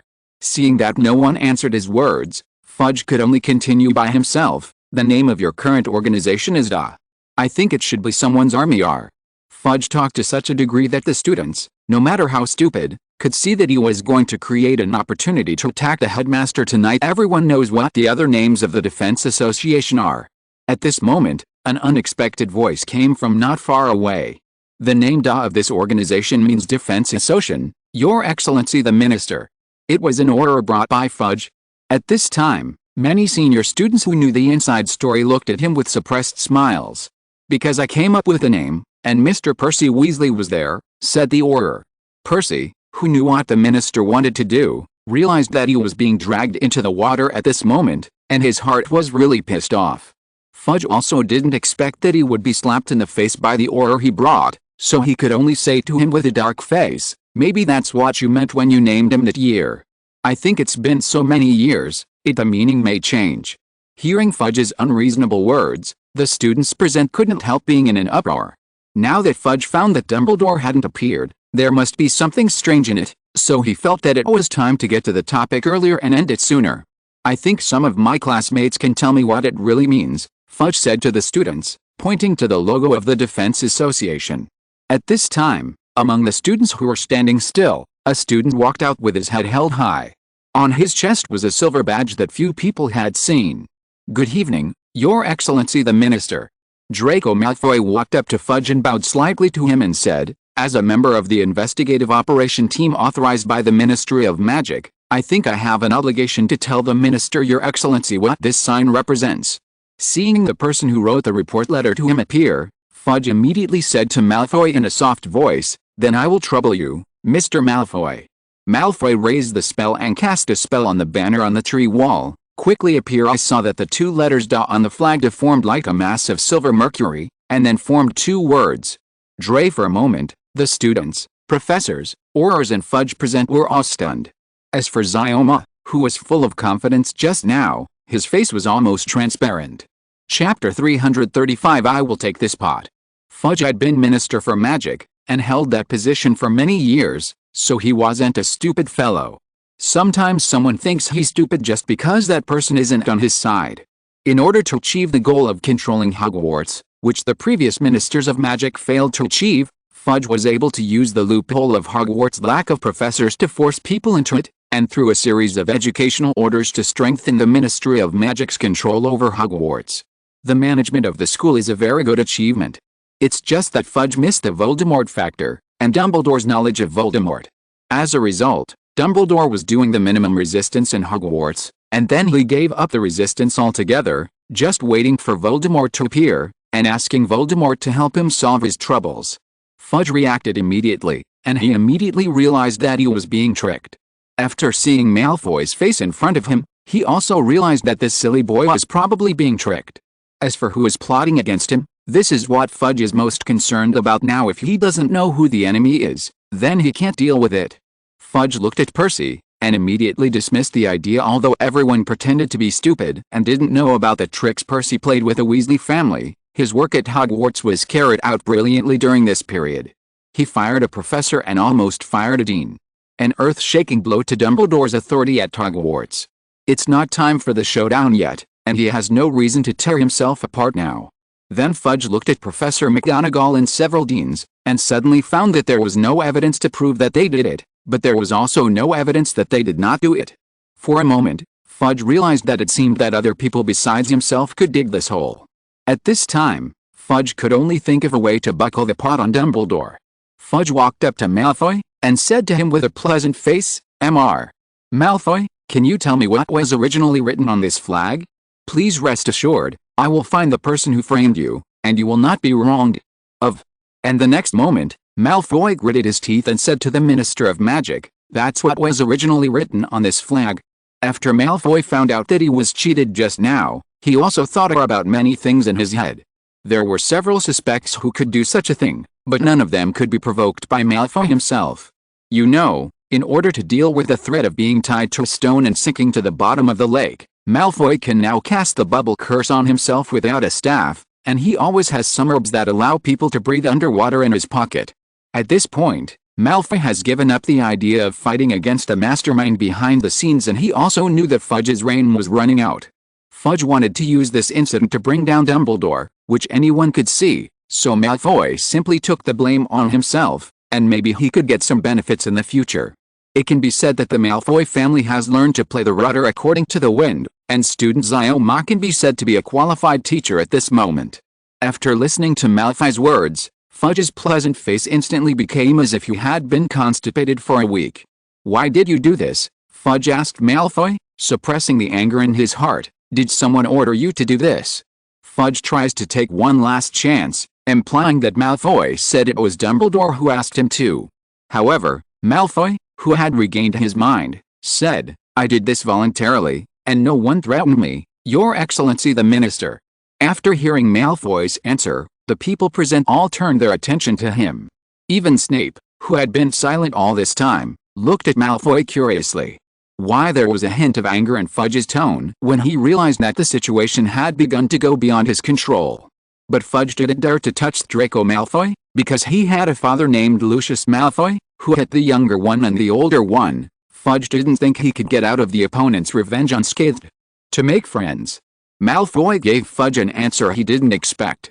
But it's not just Slytherin students here, said Fudge Br. Why do friends have to be divided into houses? Malfoy looked at Fudge innocently and said, although Hogwarts is divided into 4 houses, we are all part of the Hogwarts family. Why do we have to divide each other? Wool and cloth. The students who had already entered the mode of eating melons and watching dramas nodded one after another. Draco is right, because we are a family that loves each other. A family should have 4 colleges neatly keyed D, and other voices came from the crowd continuously. Even many new Aurors nodded in agreement. The 4 deans standing on the side looked at the scene where the 4 colleges were in complete harmony, and couldn't help feeling sorry for the ghost. The scene in front of me can be said to be as weird as it is, okay? If Harry Potter, Zhang Su and other students who said these words are okay, now these words are spoken by Draco Malfoy, which is against the law. It's over the top. But it's okay for Malfoy to be at the front now, because his father is Lucius Malfoy, so there is no need to fear that he will be retaliated by Fudge. At this time, Fudge took out a letter from his pocket, waved it in front of Malfoy, and said, "Then what did you write in the letter?" If Fudge had brought out a report letter written by Malfoy in the first place, Malfoy would still be in a mess, but now he has delayed for some time to make him think about his words. At this moment, Malfoy was also thankful that he accepted his father's teachings humbly, and was ambiguous in some key places when writing the letter. What I wrote in the letter was not here, but the kitchen of Hogwarts. Malfoy said innocently. What was written in the letter behind the many plants was a picture of a bowl of fruit behind the door. At this point, Fudge understood that he and Malfoy were cheated together at the beginning, but for some reason, Malfoy stood in the other side's camp at the last moment. At this moment, Fudge could only find a way to go down. Why hasn't Dumbledore come here? Fudge asked Professor McGonagall strangely. The principal left this morning. You know he's very busy, said Professor McGonagall. Having been the Minister of Magic for so many years, Fudge still has some courage, so he announced in a firm tone. Dumbledore did not stop because he allowed students to organize dangerous activities on campus. The Ministry of Magic ordered that Dumbledore be suspended from now on. Leto's position as headmaster of Hogwarts School of Witchcraft and Wizardry. Mr. Malfoy, you cannot leave Hogwarts until the Ministry of Magic has dealt with you. Hearing Fudge's way of handling the Overlord regardless of his appearance, the students and professors present were in an uproar, and even the Aurors next to him and the ghosts who came to watch the fun showed dissatisfaction. Just as Fudge was thinking about candidates to replace Dumbledore, a voice that none of the wizards present would forget suddenly came from the sky. Another principal has gone down, another vice principal has walked into the principal's office. Everyone saw that Peeves appeared above them at some point, and kept singing weird songs like Dumbledore is dead, Professor McGonagall is standing. Now everyone's eyes were focused on Professor McGonagall at the same time. Professor McGonagall just pouted and said nothing. A group of students who knew about Pippi's urination looked around for Zhang. Fudge saw Peeves doing things like this but couldn't stop him, so he could only watch him persuade Professor McGonagall. The farce was over soon, and Fudge left in a hurry with the Aurors. When Fudge heard Peeves call out for Professor McGonagall to take over Dumbledore's job, he knew that his plan to find someone to be installed as headmaster at Hogwarts had failed. So Fudge could only pinch his nose and acquiesce that Professor McGonagall would replace Dumbledore in exercising the principal's power, and then left with a blushing face. And Ron, who had been watching the whole show, patted Harry on the shoulder beside him and said, "Let's go, buddy. Professor Dumbledore is sure to be fine, and he will be back soon." As a result, just as Ron's hand touched Harry's shoulder, Harry, who was standing upright, fell down like a felled tree, leaving only the stunned Ron, who was still hanging in the air with him in the right hand. At this time, a junior student on the side suddenly shouted, "It's not good, Weasley beat Harry Potter to death." Chapter 336 The Falling Harry Potter Upright. When it comes to Harry Potter, the students in Hogwarts all know it. And speaking of Weasley, the students at Hogwarts knew Professor Weasley, the Weasley brothers, the triumvirate Weasley and Miss Weasley. But when someone said that Weasley beat Harry Potter to death, the students would never believe it. Senior students know that the first Hogwarts student Harry Potter ever met was Ron Weasley, and they have been close friends for many years. Those who are familiar with Harry and the Weasley family know that the Weasleys have always treated Harry as their son, and they also knew that, if nothing else happened, Harry would become the son of the Weasleys in a few years. Now that someone called Weasley to beat Harry to death, the first reaction of the onlookers was disbelief, and the second reaction was that Harry had been kicked by a hatchet. After hearing the movement, the 4 deans who hadn't left hurried over. When Professor McGonagall and the others arrived, they found Harry lying upright on the ground. His face was pale, his eyes were closed, and his teeth were clenched tightly. He didn't look like he was asleep. Professor Scarlet, who appeared out of nowhere, was examining Harry. Not far from Harry, Ron Weasley had been tied up by several enthusiastic people. "How is Potter now?" Professor McGonagall asked anxiously.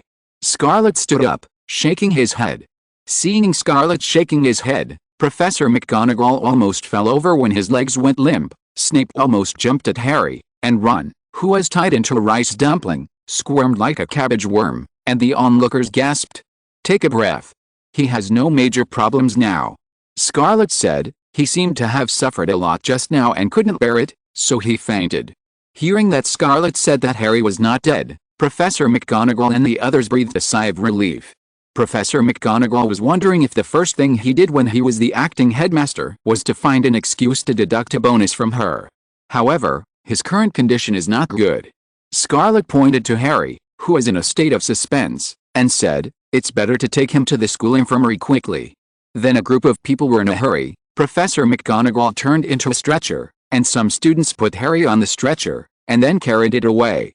At this time Fred came over, pointed at Ron who was still tied up and asked, "Professor Scarlet, what should Ron do?"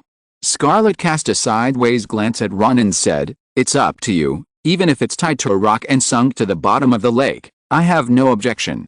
After Scarlet finished speaking, she left. Just 2 steps away, she heard Malfoy's voice behind her, "I know where the big rock is. Hanging without cutting the rope, drinking medicine without taking the bottle, sinking the lake to help move the stone, it really is a family that loves each other."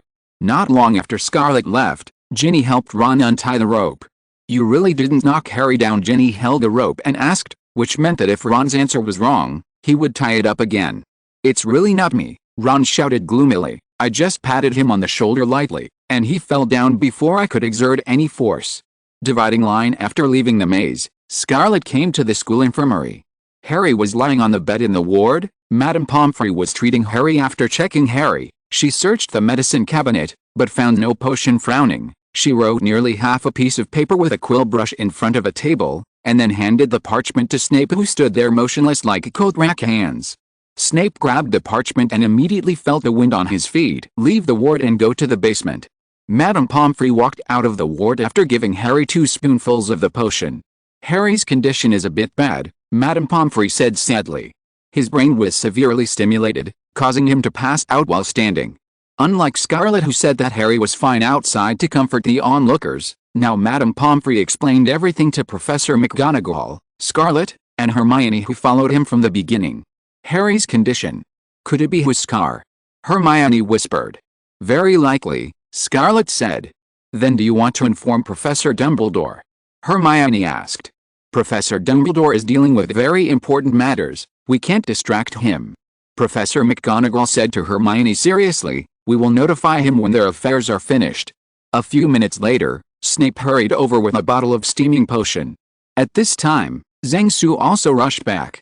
He asked the students about what happened in the maze just now, and after learning that Harry had been sent to the school infirmary, he came to the school infirmary. When Zhang Su came to the door of the ward, Madame Pomfrey happened to take the potion from Snape's hand, then turned around and walked into the ward to feed Harry. "What's wrong with Harry?" Zhang Su asked Professor McGonagall. Madame Pomfrey said that his situation is a bit troublesome, which may have something to do with it. Professor McGonagall pointed to the position of his forehead and said to Zhang Su. Hearing this, Zhang Su immediately took a deep breath. "If this is the case, then things are complicated today. How are you doing?" Scarlet asked. Zhang Su glanced at Hermione, who was pricking up her ears to eavesdrop, and asked Professor McGonagall to drive her back to the dormitory without saying a word. After seeing Hermione leave, Zhang Su said to them, "Tonight's target is a trap. Fortunately, we have enough manpower on our side to get rid of the other party." After Zhang Su briefly introduced his actions, Madame Pomfrey walked out of the ward. After taking the medicine, "Harry is fine," Madame Pomfrey said to the 4 people outside the door. "He will wake up in a while. You can go back and rest." After receiving Madame Pomfrey's assurance, Zhang Su, Professor McGonagall, Scarlet and Snape left. After saying goodbye to Professor McGonagall, Zhang-Su said to Scarlet, "What do you have to tell me?" Scarlet walked in front and said to Zhang-Su without looking back, "Come to my dormitory, and I will talk to you slowly." Separation line. No, a heart-piercing sound sounded in Hogwarts Castle. Madame Pomfrey, who closed her eyes and meditated in the lounge next to the ward, was so frightened by Harry Potter's screams that she almost rolled off the sofa. She has worked in Hogwarts for so long, and she has heard the screams of all kinds of injured students, but the scream just now can be said to be unprecedented. Madame Pomfrey rushed to Harry's hospital bed and asked eagerly, "What's the matter, Harry? What's wrong?"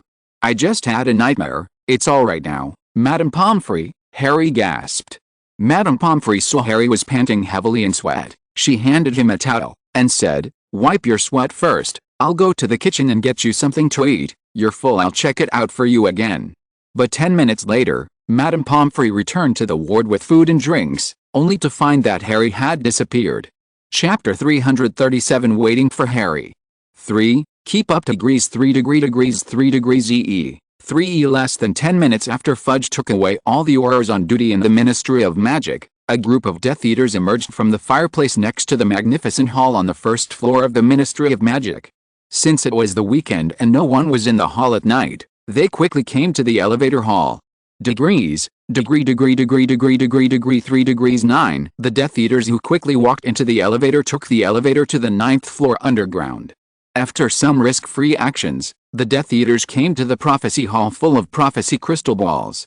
Everyone find a place to ambush first, and remember to cast the head-bubbling curse on yourself at any time.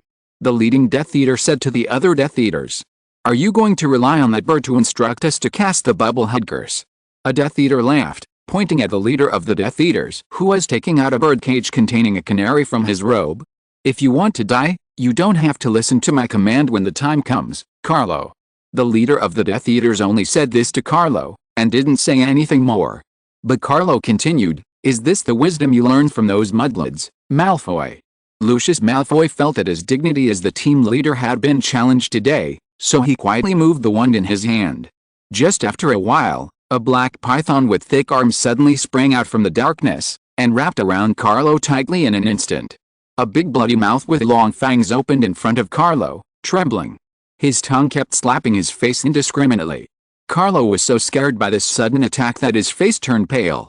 He wanted to pull out his wand, but found that his whole body had been bound by the black python. "Okay, you two just calm down here." At this moment, a Death Eater came over, took out his wand and solved Malfoy's oolong out of the hole. "Thank you, McNeil." Carlo sat on the ground, panting, thanking the Death Eaters who rescued him. "Malfoy's worry is justified, Carlo," McNeil said. "On February, all the first group of people who came here disappeared, and there was no trace of fighting at the scene. The second group of people came at night when the first person who walks in here dies silently, no magic, no curses, just walking and dying. This is probably the latest defense of the Ministry of Magic. If you don't want to fight with them if it's the same, just listen to Malfoy. Is it really the poisonous gas that you and Malfoy talked about that killed them?" Another Death Eater came over and asked. "It's more than half likely, Dolokhov," McNeil replied. "The soul deceased had many features consistent with carbon monoxide poisoning." "Is this what you and Malfoy learned when you were gardeners in the East?" a female Death Eater said in a mocking tone. "Mistake. You don't have to worry about that, Lestrange," said Malfoy. "We'll take care of her ourselves." Then Malfoy said to all the Death Eaters, "Everyone, take a rest in your hiding place. It will take some time for our children to come over. Remember, Harry Potter is reserved for the Master, and others can kill it at will." Cyrillic letter D. Malfoy suddenly felt something strange in the dark mark on his hand. After a while, he took out his pocket watch to look at it, and said, "It's 9 o'clock, the Master sent a message just now, and the trap has been stepped on. I'm afraid now all the members of the Order of the Phoenix are over there. I don't know how many members of the Order of the Phoenix will be killed tonight." Dolokhov said, "It's a pity that your house will be burned down, Lestrange." "For the Master, even if it doesn't matter that my house is all burned down," replied Lestrange. "It's 10 o'clock now, and the Master said that Harry Potter has shown those pictures." Malfoy said, looking at his pocket watch. "Is there any news from the trap?" "No. Malfoy, what time is it? It's 12 o'clock, and I guess the children have already gone out. Malfoy said, from now on, all the staff of the Ministry of Magic will be off work, and the automatic security system will start working. Our communication with the outside world will be cut off. Well, I'll have some supper first. I have pumpkin cake here. What do you have? I have a chicken sandwich. I have beef pie here. I took a bottle of vinegar. Who of you took dumplings? Degree Cyrillic letter D. Degree Malfoy, you ransacked my kitchen before you came out. Pizzu, it's already 2 o'clock. Why haven't they arrived yet? It's probably almost there. It will take a while to run out of Hogwarts. I think so too. 3 It's 4 o'clock, and they haven't arrived yet. Snoring, I can't eat any more. Cyrillic letter D. It's almost 6 o'clock and they haven't arrived yet, so there must be an accident. After a while of stretching and rattling, a group of Death Eaters gathered in front of the prophecy ball waiting for Harry Potter to pick it up, and they discussed each other one by one. Why didn't Harry Potter come? Is there something wrong with our plan? I don't think there will be any problems with this plan. First, let the Order of the Phoenix step on the trap. The Order of the Phoenix will definitely suffer heavy losses if it is caught off guard. This will prevent Harry Potter from contacting Black in time. After the Master asked how when Lee Potter saw that Black was kidnapped and tortured here, he asked the Malfoy family to transfer Fudge and Aurora to make it easier for us to sneak in. In the end, Harry Potter, who was worried about Black's safety, would definitely bring people here. Could it be that where did something go wrong? It's not out of the question that there will be errors in the plan that we didn't expect. Should we just go back empty-handed like this? The Master will punish us. As soon as the words fell, all the Death Eaters shuddered at the same time. Then Harry Potter didn't come, and you can't take away the prophecy ball. Are you going to move out with a shelf? Maybe I can really move out with a shelf. Perhaps we can cut off the prophecy ball together with a board and take it away. Try it. After an hour, Utsu Master, this is the prophecy ball you want. If you're listening to this novel on a channel other than Fanfic World, it means they downloaded and uploaded it without effort. We cordially invite you to visit our channel, Mundo Fanfic Novelist. There you'll find the original version of this story, and you can explore many other novels of various genres. We're waiting for you to immerse yourself in a world of incredible novels. Chapter 338. Time to return to Saturday night to prepare for 12 o'clock. Because of the extremely serious incidents that took place tonight, the deans of the various houses have asked that students not leave the common room after 10 o'clock in the evening. But at 15 minutes before midnight, Professor Zhang suddenly appeared at the gate and stopped a large group of students who were running out of the castle in the foyer. Harry, who was running at the front, saw that the person blocking them was Zhang Su, and hurriedly shouted, "Zhang, hurry up and save him." Zhang Su passed a spell, and Harry's mouth was immediately closed and he could not make a sound. Then Zhang Su pointed his wand to the back of the group of people and asked, "Malfoy, why did you play with Harry and the others?" Harry and his group hurried towards the outside of the castle, obviously not realizing that Malfoy was following them, and they were all taken aback when they turned around and saw Malfoy. Seeing a bunch of people pointing their wands at him, Malfoy had to be scared. I was called to his office by Professor Weasley. I didn't leave until just now. I'm going downstairs to go back to the common room. I happened to meet them just now. Malfoy shouted, "Professor Weasley can testify for me." "Then you go first. I will check this with Professor Weasley." Zhang Su waved his wand to make Malfoy leave. Then Zhang Su looked at Harry and the others, waved his hand and said to them, "You all come to my office and we'll talk." Back in the Muggle Studies professor's office, Zhang Su adjusted the sofa inside, and let the group of guys sit on the sofa obediently. It's not okay to be unobtrusive, because Zhang Su has the means to threaten them, such as prohibiting certain people from playing Quidditch, prohibiting the number of books that someone can borrow from the library, and so on. From right to left, Harry, Ron, Hermione, Ginny, Fred, George, Neville, Luna, Zhang Chu. This group of people gave Zhang Su a headache.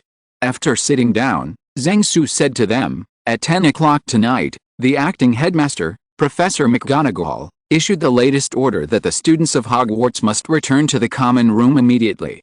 This order not only appeared on the bulletin boards in the common room, library, and reading room, the simultaneous broadcast was broadcast 3 times throughout the castle, and it could be heard even in the kitchen. "Then you can tell me why you showed up at midnight in the hall. Are you ready to leave the castle?"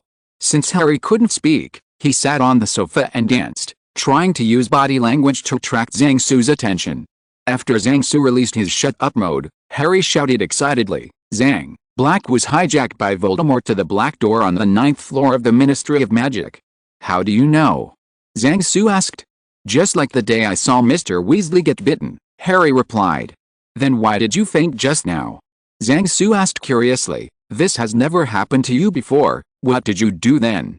"My scar was hurting again, and I thought it was the same as before," Harry replied honestly, "because Fudge was there and I didn't want him to know about it, so I used diplomacy. The result is that you wanted to close your brain, but you couldn't stop Voldemort's impact, so you just stood up and fainted?" Zhang Su asked, frowning. "I think so," said Harry, nodding. "It's you." Zhang Su frowned and said, "For so many years, I often tell you such a thing. In the end you look at your own performance." Harry didn't know how to answer.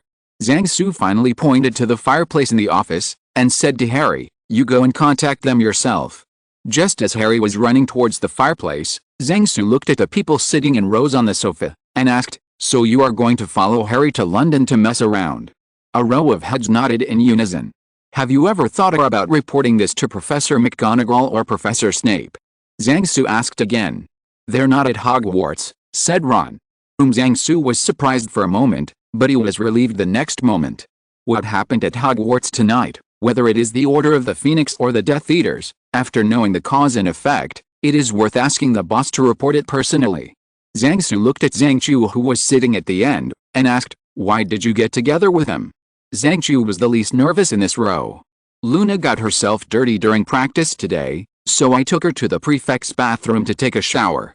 Zhang Chu pointed to Luna and said, "We met when we left the bathroom and went back to the common room to them." "So you two followed them and prepared to mess around together?" Zhang Su asked. Hey, Zhang Chu scratched his head and planned to let this matter go by acting cute. Zhang Su resisted the urge to give her a headache. "Then why didn't you come to me?" Zhang Su asked. "For a while, these guys looked at me and I looked at you, as if they all hoped that someone else would answer this question. However, everyone's eyes finally fell on Zhang Chu. Isn't it because they saw that you were in Scarlet's dormitory just now on the Marauders map, and they didn't notify you because they were afraid of disturbing you?" Zhang Chu said in a nonchalant tone. "Zhang Su, tell me what Scarlet is looking for you tonight?" Zhang Chu suddenly asked with a gossipy face. Even the group of guys next to him looked at Zhang Su curiously. But Zhang Su replied succinctly, "Borrow money." At this moment, Harry came back from the fireplace with a grim complexion. "Have you contacted them?" Zhang Su asked. "Contacted, Black, Lupin and Moody are all resting in front of the fireplace," Harry said with some embarrassment. "Okay, as long as you know what's going on." Zhang Su patted Harry on the shoulder and told him to sit back on the sofa. Harry was caught in the trap tonight. Fortunately, he found out early and caused irreparable consequences. Zhang Su continued to say to the students in front of the sofa. Then Zhang Su pulled the coffee table over and lined up in front of them, and stacks of paper and pens appeared on the coffee table.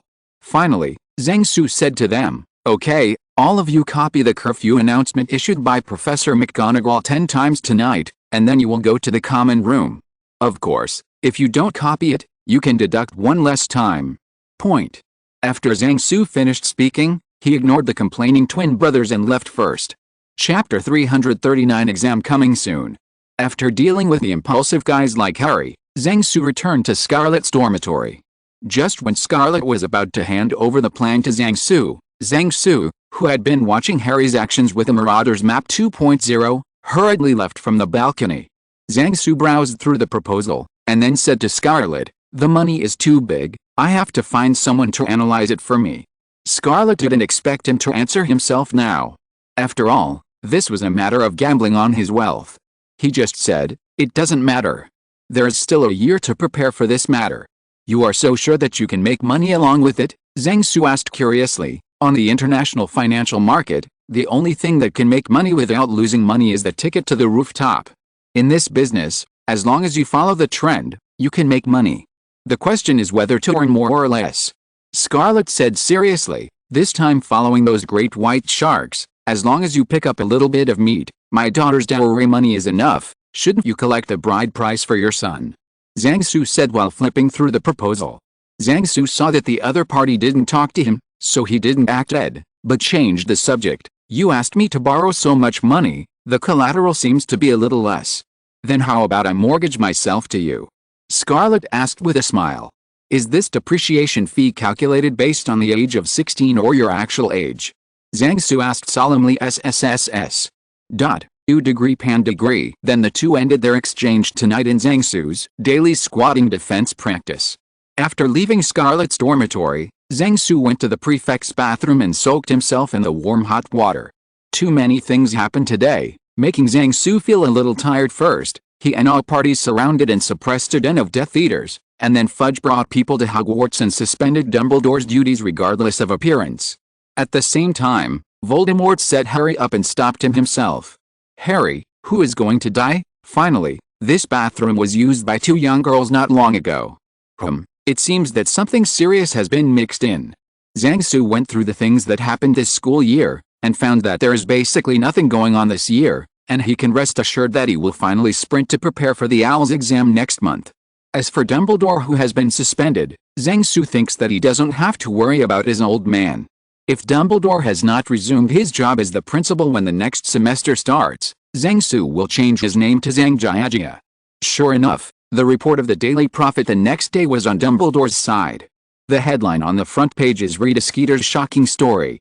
The person who assisted Scrimgeour, the head of the Auror office, in capturing the remnants of the Death Eaters and the werewolf army was actually just suspended. The headline on the front page is a photo of Scrimgeour and Dumbledore. Period. On the second page, the first news was the official news that Fudge led a team to raid Hogwarts last night, and then stopped Dumbledore's position. And the number of words in the whole report is less than the description on the front page headline, introducing that the night bus was destroyed by werewolves. The second report in the second edition is the report of Rita Skeeter's interview with Draco Malfoy. In the report, Rita Skeeter described classmate Xiaoma as the one who led the students to resist the secret room monsters, and secretly organized the leaders of the Defense Association he later dubbed the group Draco's Army just out of youthful vanity. However, last night, he resolutely rejected the unreasonable request of the Minister of Magic Fudge to call this group Dumbledore's Army in order to frame Dumbledore, and he did not compromise in the face of the minister's threats. Only the character names are correct. Here's what informed students at Hogwarts say about this report. For other readers who don't know the truth, Mr. Malfoy can be regarded as a man.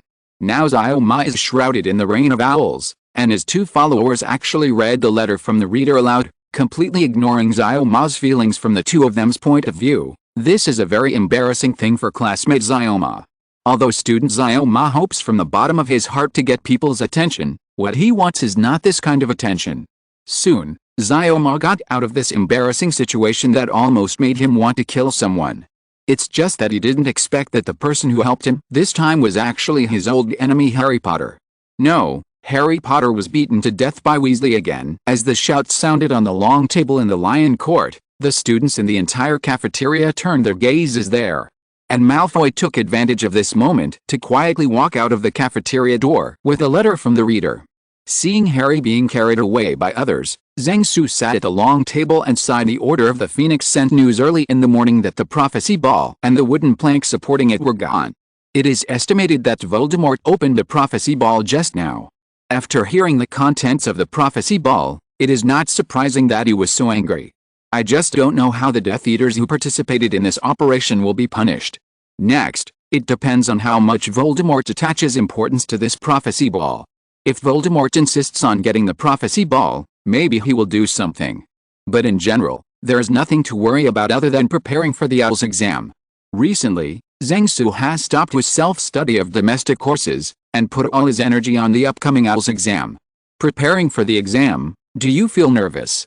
Zhang, who was sitting next to Zhang, asked. There's nothing to be nervous about. Zhang shrugged and replied, it's just an exam, he's been through a lot of battles. Then you still read while eating breakfast. Zhang pointed to a textbook on the history of magic that Zhang put on the table. It's just hurrying up, it doesn't prove that I'm very nervous. Zhang said. Are you sure about the exam? Recently, people have started selling weird things in the common room again. You must not touch those things. Zhang said to Zhang. You don't have to worry about this, I haven't been pressured by this pressure to seek help for these things. Zhang said with a smile, what you have to worry about is when I will start selling all kinds of strange things something. After Zhang Chu heard this, she felt relieved. Before she came to have breakfast this morning, she caught a student who was blatantly selling counterfeit memory potions, and then turned it over to Professor Flitwick's office. At the beginning, she was worried about whether Zhang Su would be deceived, but now she was worried about whether Zhang Su would deceive others. Chapter 340 Dobby and number 039, S new job. Facing the increasing pressure of Al's exam review, the best way to decompress is to have a game of Quidditch. In particular, this game is related to the final of this year's Quidditch champion.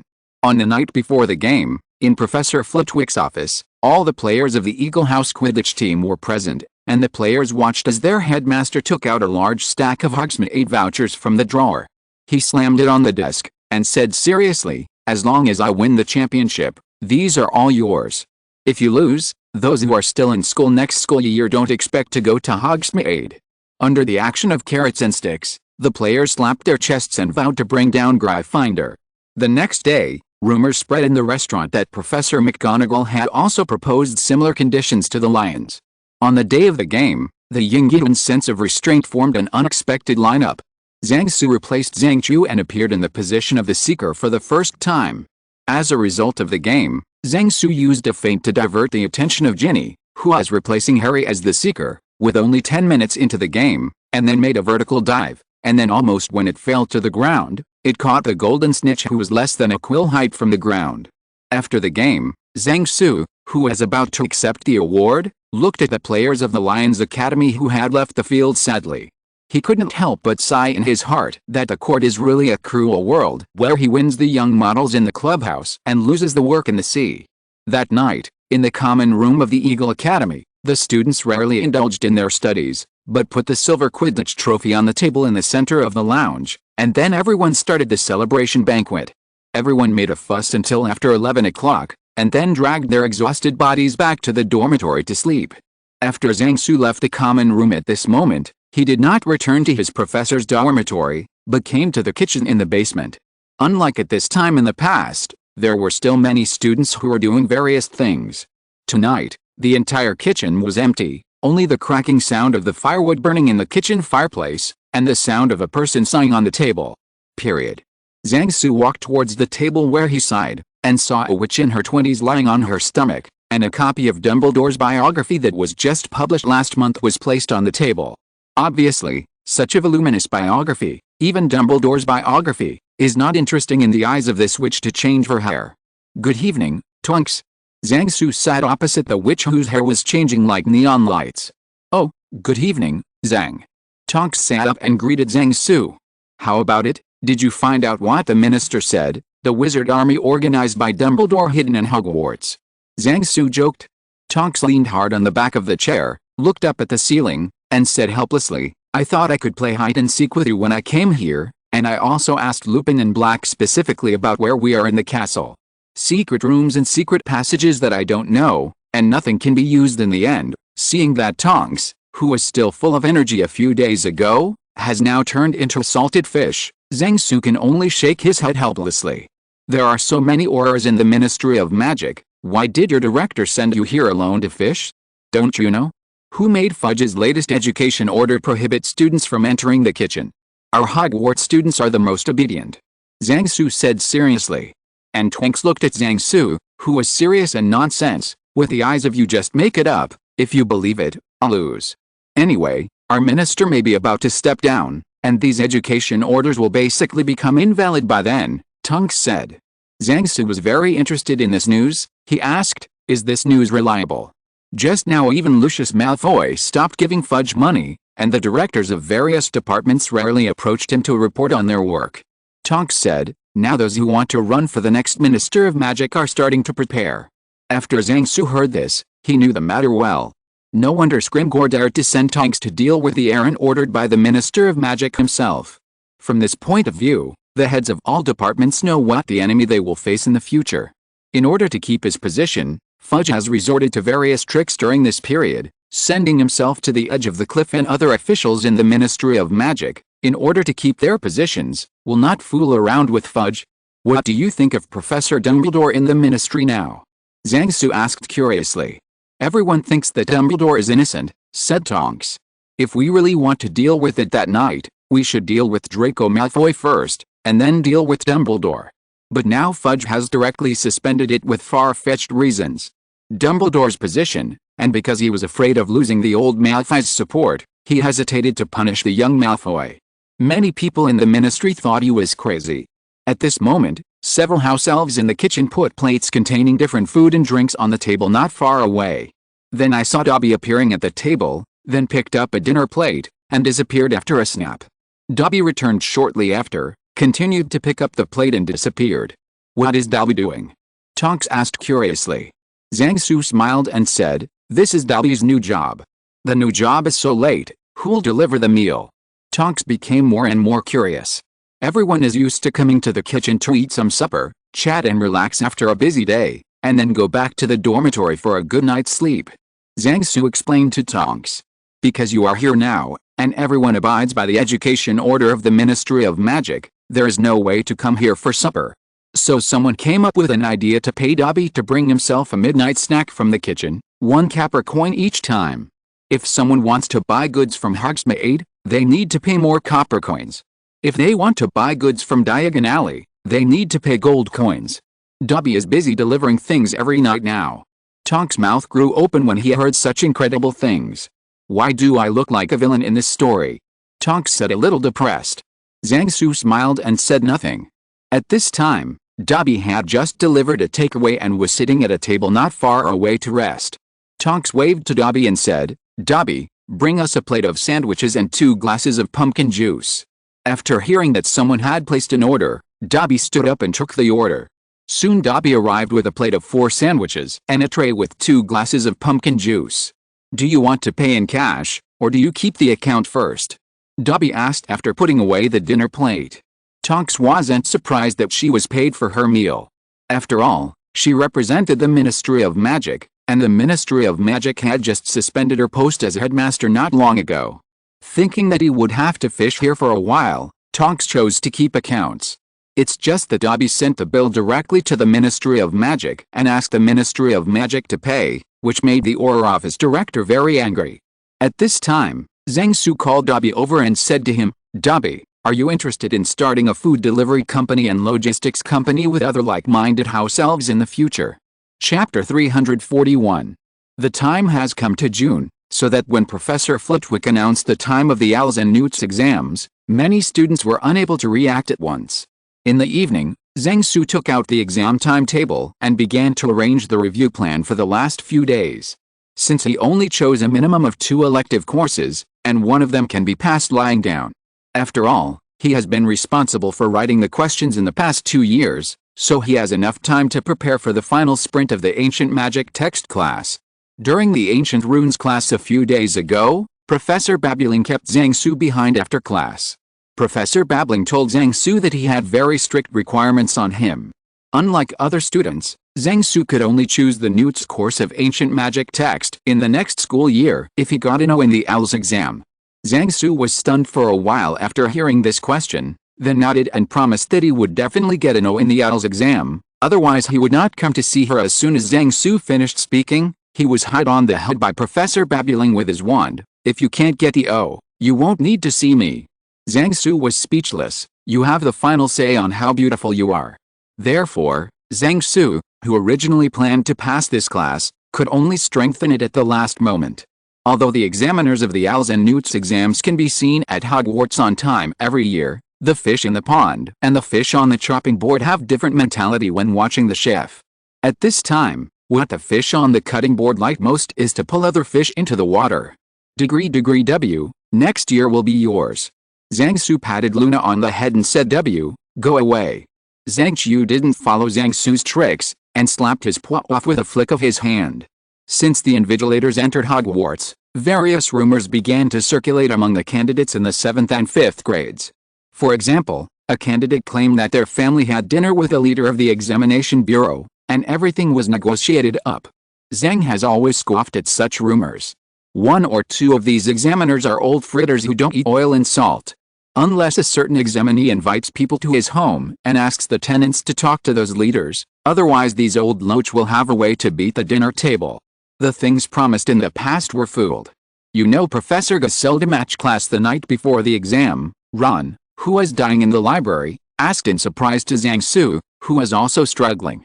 I have dealt with you a few times before, Zhang Su said while referring to Hermione's ancient magic text class notes. At that time, because of the reform of the Muggle Studies class and the addition of exams to the math class, I and the Wizard Exam Administrator, the professors of the Bureau, have communicated for a while. At that time, I invited Professor Marchban to dinner several times through Neville's grandma, and Professor Marchban is a very principled person. Math to join Owl's and Newt's exam. It is forbidden to speak loudly in the library. You all get out of here. A group of students who were shocked by some bad news were finally kicked out of the library by Mrs. Pants. The same is true for the culprit, Mr. Zhang. Among the people who can't be messed with, the librarian ranks first, so Mr. Zhang was also driven away along with everyone else.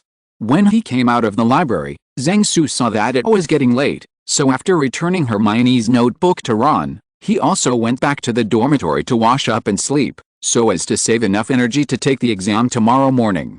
Silent all night. Zhang Su got up early in the morning, put on his sportswear, went for a walk by the lake, returned to the dormitory, took a shower, and went to the cafeteria to have breakfast refreshed. In previous years, Zhang Su was still in the mood to watch the excitement of the candidates. For example, last year he, Fu Rong and Gabriel watched Zhang Chu, who was preparing for the exam, nervously sprinkle salt into milk oatmeal instead of sugar. But this year, Zhang Su became more interested, constantly laughing at the embarrassing classmates at the dinner table. It's just that some people's tense nerves relaxed after being laughed at, while some people became more tense, and almost poured pumpkin juice into their noses when they wanted to drink pumpkin juice. At 9:30, the first exam began, and all the 5th grade students were arranged to take the exam in the refurbished cafeteria. After everything was ready, the exam started. Zhang Su picked up the test paper and began to browse through it. The questions are not too difficult compared with previous real questions. Most of the questions are incantations and wand actions that reverse the spell through the effect. The spells involved in the test paper ranged from the levitating spell in the 1st grade to the stun spell in the 5th grade. Many spells have been tested for several years in a row. Zhang Su, who was confident in his mind, picked up the quill brush and started to write. He finished the test paper half an hour before the end of the test time. In the afternoon, students preparing for practical exams gathered in the foyer for final preparation. It's just that there were too many people dying before the exam, and several students who practiced spells almost stabbed Zhang Su with their wands. In addition, the exams were arranged in alphabetical order of names, so Aibo, who was beaten by Hannah, trembled. When the first one walked into the test room, Zhang Su simply asked Peeves to watch out for him, and then he ran to the green belt next to the castle gate to bask in the sun. Zhang Su walked into the room as the last batch of candidates, and the examiner assigned to him was Maccaban. Do you need me to make it more difficult for you, Mr. Zhang? March class said to Zhang Su with a smile. I don't think it is necessary, Zhang Su said honestly. Maccaban just smiled and said nothing, then put a goblet on the table, and said to Zhang Su, try to make it move. The examiner said to let it move. Zhang Su naturally didn't just let the cup rotate a few times, he used a rolling pin to control the goblet and did all the floor exercises in his memory. When the goblet was firmly parked on the table, Maccaban showed a sensible expression on his face. Although Zhang Su said that there is no need to increase the difficulty, the examiner's mind is that you don't have to guess, and you will never be vague when it is time to add burdens to you. In the next spell test, Zhang Su had to cheer up and deal with the harsh examiner in front of him. Fortunately, Zhang Su played normally this afternoon, all the spells were used very well, and he didn't find any faults for the opponent. The first day of the exam ended like this, but the tension of the candidates was not relieved, and some candidates became even more nervous. In the morning of the next day, Zhang Su heard that someone lit a lot of Ningxen in the dormitory to treat insomnia, and as a result, the house-elves who came to do housework in the middle of the night were all fumigated. Fortunately, the other house-elves reported to Professor McGonagall in time after discovering that something was wrong in the dormitory, so that the candidates in the dormitory did not miss the next day's exam after Madame Pomfrey's treatment. In the next 2 weeks, the examination process will be similar, with written examination in the morning and practical examination in the afternoon, and the subjects with only written examination will be arranged in the morning and afternoon of the same day. In the practical exam, the chief examiner seemed to be happy to put more burden on Zhang Su, and Zhang Su was able to complete it seriously. In the practice test of transfiguration, the chief examiner asked Zhang Su to challenge the bonus item of human transfiguration, so Zhang Su transformed into a fist the size of a pressure cooker, and then turned into animals such as Garfield and Snoopy at the end. Zhang Su also showed off a talking animagus. In the practical test of defense against the dark arts, Zhang Su performed a performance of summoning 3 patron saints one at a time, but he could only control them to do some simple actions such as punching and kicking for the patron saints who were recruited by tricks. 2 complicated movements are not enough, but no matter what, Zhang Su still won this bonus item perfectly. And in the practical exam of the potions class, the examiner even took a breath of Zhang Su's results on the spot, and then gave Zhang Su a thumbs up. Only in the practical exam of herbal medicine, the chief examiner let Zhang Su down, and Zhang Su guessed that the examiners didn't think it was a good idea for him to perform a live performance of making a bowl of mixed salad with herbs in the greenhouse. When Zhang Su and the candidates happily walked out of the History of Magic examination room, he saw Harry Potter not far away, standing blankly by the wall of the foyer, wondering what he was thinking. Zhang Su walked over, patted Harry on the shoulder, and asked, "What are you thinking, Harry?" Then there was a loud shout in the hall.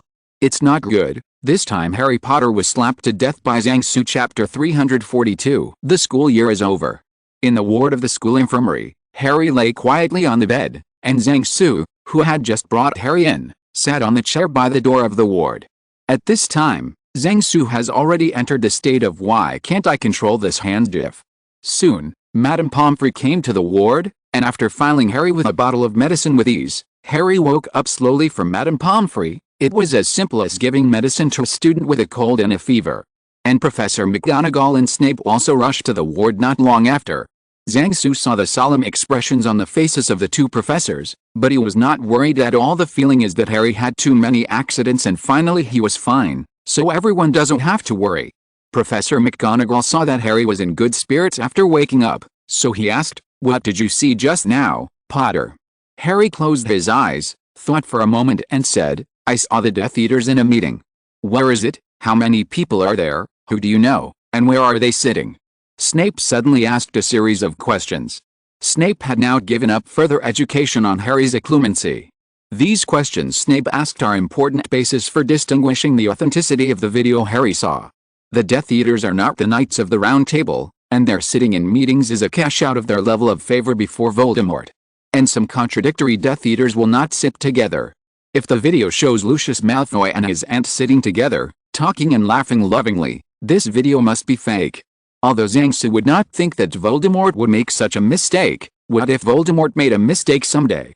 After Harry told Snape the sitting times of all the Death Eaters he met in the video, Snape nodded. So far it looked the same as the real thing.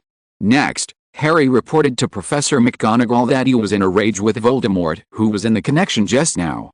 Voldemort asked the Death Eaters at the meeting that they must not fail in the next operation and must grab things. As for what they were going to grab, Harry was slapped by Zhang Su and sent into the school infirmary before he heard it. This man, after being beaten to death a lot, he got used to it. So Harry didn't mean to blame Zhang Su at all today. It's just that Harry can only connect to the line at every turn, and when he connects, he can only resist, and if he resists, he can pass out while standing. From Dumbledore to Zhang Su, there is no good way to help him. And recently Voldemort is also unlucky, and gets angry from time to time. This is still the case for such an old person. I usually don't drink some opossum, ginastema, or ginkgo biloba to lower blood pressure and blood lipids. Maybe I will have 3 highs that day. If there is another sudden death or something, then everyone can relax. From what Harry said between the lines today, Zhang Su's speculations did not have enough evidence to support them. After Professor McGonagall notified Dumbledore of this matter, Old Ding had no idea. Voldemort wanted to grab too many things. Recently, there were many prisoners captured by Death Eaters, and they were also one of the suspected targets, so Lao Deng can only ask everyone to take preventive measures. And planning for the worst-case scenario is to ensure that Harry Potter cannot be snatched by Death Eaters. However, according to Murphy's Law, Zhang Su believed that this incident must be attributed to Harry Potter. Finally, Zhang Su left the ward after telling Harry to lie down and have a good rest and drink more hot water. During the week of herding sheep after the exam, Zhang Su began to be busy with his own affairs. The ruins of his Hogsmeade cottage had only now had time to rebuild. An NBSP, Zhang Su still has 2 years left in the UK, and a lot of things are expected to happen during these 2 years, so it is not surprising that he will be burned again, so there is no need to spend too much money on the house. After asking his classmates to help introduce a wizard's construction company, Zhang Su spent several days discussing the shape, interior decoration style and furniture style of the new house with them in the Three Broomsticks bar. Then, before the end of the semester, the cost was finally negotiated and the contract was finally signed. After finishing these things, on the night before leaving school, Zhang Su sat on the balcony of the classroom dormitory, enjoying the evening breeze, drinking tea and eating snacks. Recalling the experience of this school year, Zhang Su has been unable to complain. Umbridge was arrested after making troubles, and what he did after Percy came basically achieved his goal. The only professor expelled was Hagrid, and he was given a chance to learn how to be a professor. Percy didn't have too many conflicts with the students, and finally his fourth and fifth brothers graduated normally. Firenze did not come to Hogwarts to teach, so he was not driven out of the Centaur tribe. He still lived happily in the big forest with his companions. Dumbledore benefited from Draco Malfoy stepping up and he wasn't fired, just suspended. The Battle of the Department of Mysteries didn't take place, so some people didn't die in the battle that didn't happen. Voldemort has obtained new cannon fodder, and the anti-Voldemort forces have also joined in national-level reinforcements and many more for ordinary students. This school year is considered a harmonious one. All the dangers come from the newspapers. The only time to experience it personally is when visiting the ruins of Professor Zhang's villa. When Zhang Su came to his senses, he was already on the train back to London. In a compartment of the train closest to the front, only Zhang Su and Percy were sitting in it. Seeing Zhang Su, who was sitting across from him looking at him with the eyes of a rare animal, Percy felt like pork belly on a chopping board. "Say what you want," said Percy, who couldn't stand it. "I was wondering if you would be the first person to break the curse of the Professor of Defense against the Dark Arts at Hogwarts," Zhang Su said to Percy. Percy's face immediately collapsed. When he was in this position, it was a lie to say that he was not under pressure among the colleagues he knew. Only Lupin had a good beginning and a good end, and the guy sitting opposite him beat up 3 defense against the Dark Arts professors and sent 1 to Azkaban, and Lupin, who died well, started a new life under the tricks of this guy. It was at this point that Percy suddenly had the idea that the curse might be about him. And Percy just shook his head and said, "Do you think Mr. Fudge will support me to continue to sit in this position? I think it's very kind of Fudge not to tie you up and sink you into the Thames River." Zhang Su said, "I thought you would use more radical methods. Then you find a chance to beat me up."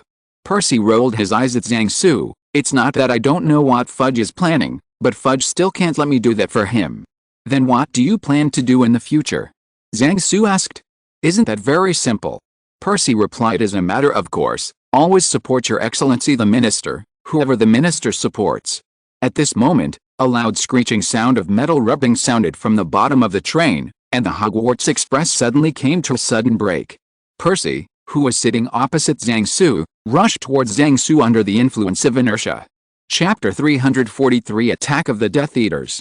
Greek letter theta degree Zhang Su, who reacted quickly, landed on Percy's face. "There may be a battle later, you go first, the students get organized, and I'll go see what's going on," Zhang Su said to Percy. Percy got up from the ground and asked, "What's the situation? Who is it?" 90% of them are Death Eaters. If it was them, Harry would be the only target. Zhang Su left the carriage after speaking. Peace and development in the world are now the mainstream, and there are Voldemort and Death Eaters in the UK who are causing trouble. It is right to blame them if something happens. Zhang Su didn't go out directly from the car door, but turned into a swallow with a transformation technique, and flew out of the train through the window. As soon as Percy wiped the footprints off his face, Zhang Yanzi flew back. Zhang Yanzi said in a sharp and thin voice, "Get ready to fight. The bridge in front is broken. There are many figures moving around here. They must not be here to help us push the cart." Zhang Yanzi flew out of the carriage again to investigate the situation, and Percy took down his suitcase from the luggage rack after sending out a distress signal. After opening the suitcase, Percy reached into the mezzanine and took out a long wooden box from it. Percy took a deep breath, then opened the wooden box, and quickly hung the 2 Defender of Hogwarts medals inside the wooden box side by side on his chest. Stepping out of the carriage, Percy held his wand to his throat. The next moment, Percy's voice came from the front to the rear of the car. "Attention all, the Death Eaters are here, Grab your wands and prepare for battle. Following Percy's order, the whole train jumped up and down. Hogwarts has been at peace for a long time, and there have been no large-scale wars in the past 2 years. A few hours earlier, everyone had experienced an unforgettable House Cup match in the Hogwarts dining hall. Professor Flitwick thought of adding extra points to his own college when he was having breakfast, and suddenly added a few points to Zhang Zhu, i.e. for the reason that he had no extra points for Heroes Save the Four Beauties that day, which made Ravencrow Academy staged a shocking comeback at the last moment and won this year's Academy Cup in one fell swoop. No one expected that when Dumbledore was away, Professor Flitwick would be the first to jump out and try to make trouble. In the blink of an eye, everyone was about to face a large number of Death Eaters attacking. The students in the lower grades were the first to get confused. They kept getting out of the carriages and ran to find their friends in other carriages. As a result, the corridor was almost crowded with them all at once. This scene made Percy want to kill them with his wand first. Think back when the basilisk suddenly appeared and the werewolf army suddenly attacked Hogsmeade. The students in the lower grades could also become combat power, and those who had no combat power could hide obediently. Although Percy Weasley didn't have a good reputation as a professor, he was still a formal professor anyway. In addition, he wore the Hogwarts Defender badge he got when he was a Hogwarts student, so he quickly gained limited support from the students. When he ordered all students under the 5th grade not to leave the compartment, the whole scene became orderly. While Percy was arranging the defense inside the carriage, Zhang Su had already flown around the outside of the train, and now he was transforming back to his original form, hiding in the bushes not far away, putting away and contacting Dumbledore communicator.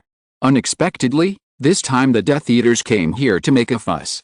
Just over 10 minutes ago, a group of Death Eaters caused violence in Diagon Alley, and now they are fighting the Aurors in Diagon Alley. At this moment, Dumbledore was leading the Order of the Phoenix to support him. Now that the Hogwarts train has been attacked, since the exact location cannot be determined, it will take some time for Dumbledore and the others to come to support. The professors who were still at Hogwarts were preparing to come along the railway for reinforcements. At this time, the Death Eaters outside the train had already started to attack the train.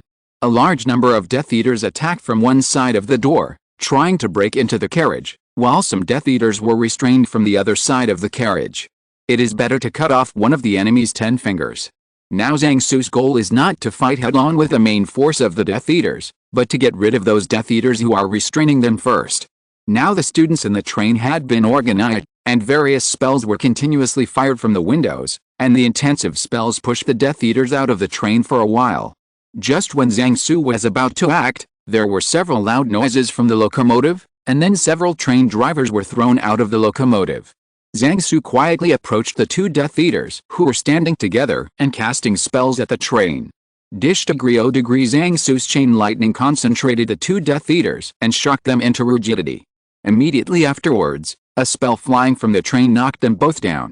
At this time, the Death Eaters outside the car found Zhang Su, who ran out of the car alone, and several Death Eaters turned around and attacked him. After Zhang Su dodged a corrosive curse from the other party, several more curses that looked like bad things were shot at him. So Zhang Su drew out the flying sword with his left hand, and let the flying sword pull him into the air, avoiding those spells. Immediately afterwards, Zhang Su, who was flying in the air, was naturally a series of big fireballs hit the ground from the air, blowing up the Death Eaters on the ground.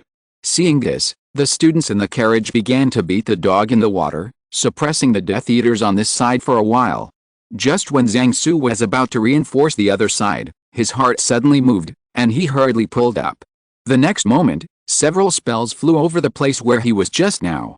Zhang Su, who realized that he was careless, couldn't care about the cold sweat on his forehead, and started to raise the height continuously.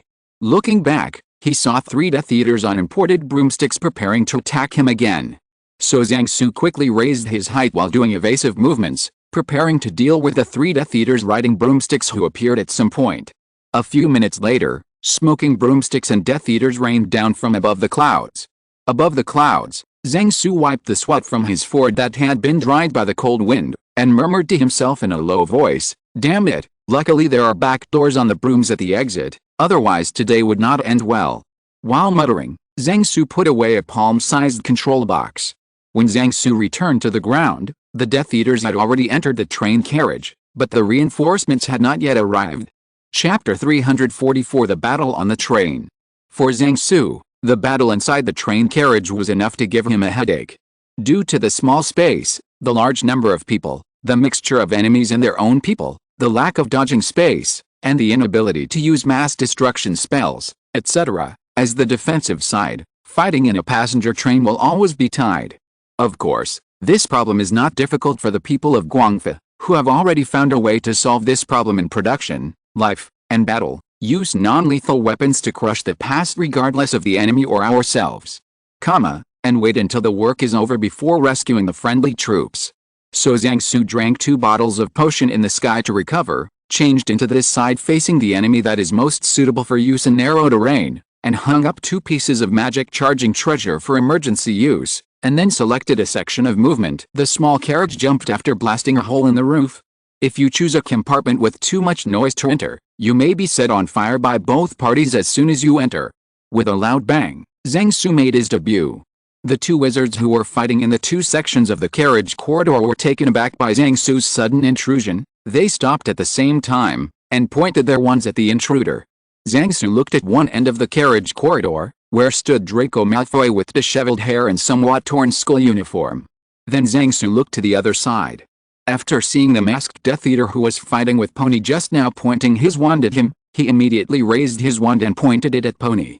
Seeing this, the Death Eater could only hang down the wand in his hand. "I won't bother you guys anymore," Zhang Su said to the 2 guys. After Zhang Su finished speaking, he turned around and walked past classmate Xiaoma, and walked towards the rear of the train. He remembered that Harry always liked to run towards the rear of the train. In the compartment behind the pony, a fierce battle had just ended. Before Zhang Su opened the compartment door, a Death Eater was leaning against the compartment door and slowly pulling the pulley, but Zhang Su kicked him away. Several senior students leaned against the wall of the carriage panting, and when they saw clearly that the person coming was Zhang Su, they put down their magic wands. "Is anyone injured?" Zhang Su asked loudly. "There are wounded here," someone shouted from a compartment of a car. Zhang Su hurried over and found 2 students lying on the seats on both sides of the cubicle. One of the boys was bleeding profusely from his chest, while the other girl was petrified. Zhang Su took out a bottle of external medicine to clean the boy's wound, then took out internal medicine and gauze and handed them to the students next to him, asking them to take good care of the wounded. As for the petrified girl, Zhang Su can't save her now, and can only wait for follow-up rescue forces. After walking out of the cubicle, Zhang Su called the students who participated in the battle just now, and gave each of them 2 bottles of potions to let them take a good rest, and pay attention to other Death Eaters breaking in. Several students from different colleges took the potion, opened the cap and touched the bottle as if they were drinking alcohol. After shouting glory for the Hogwarts, everyone blew the potion on the bottle as if it were wine. After a tense battle, many people like to have some fun to relax their tense heartstrings. Zhang Su reminded them to put away the wands of the 2 Death Eaters lying on the ground and tie them tightly, so as not to let them suddenly violently throw themselves to the ground. Zhang Su rejected their suggestion to accompany him to the next car, and just let them hold up behind him, and wait until he got rid of the Death Eaters in the next car. The battle in the next carriage was not over yet. Zhang Su could still hear the sound of spells coming from the carriage and the screams of the students in the compartment behind the broken door.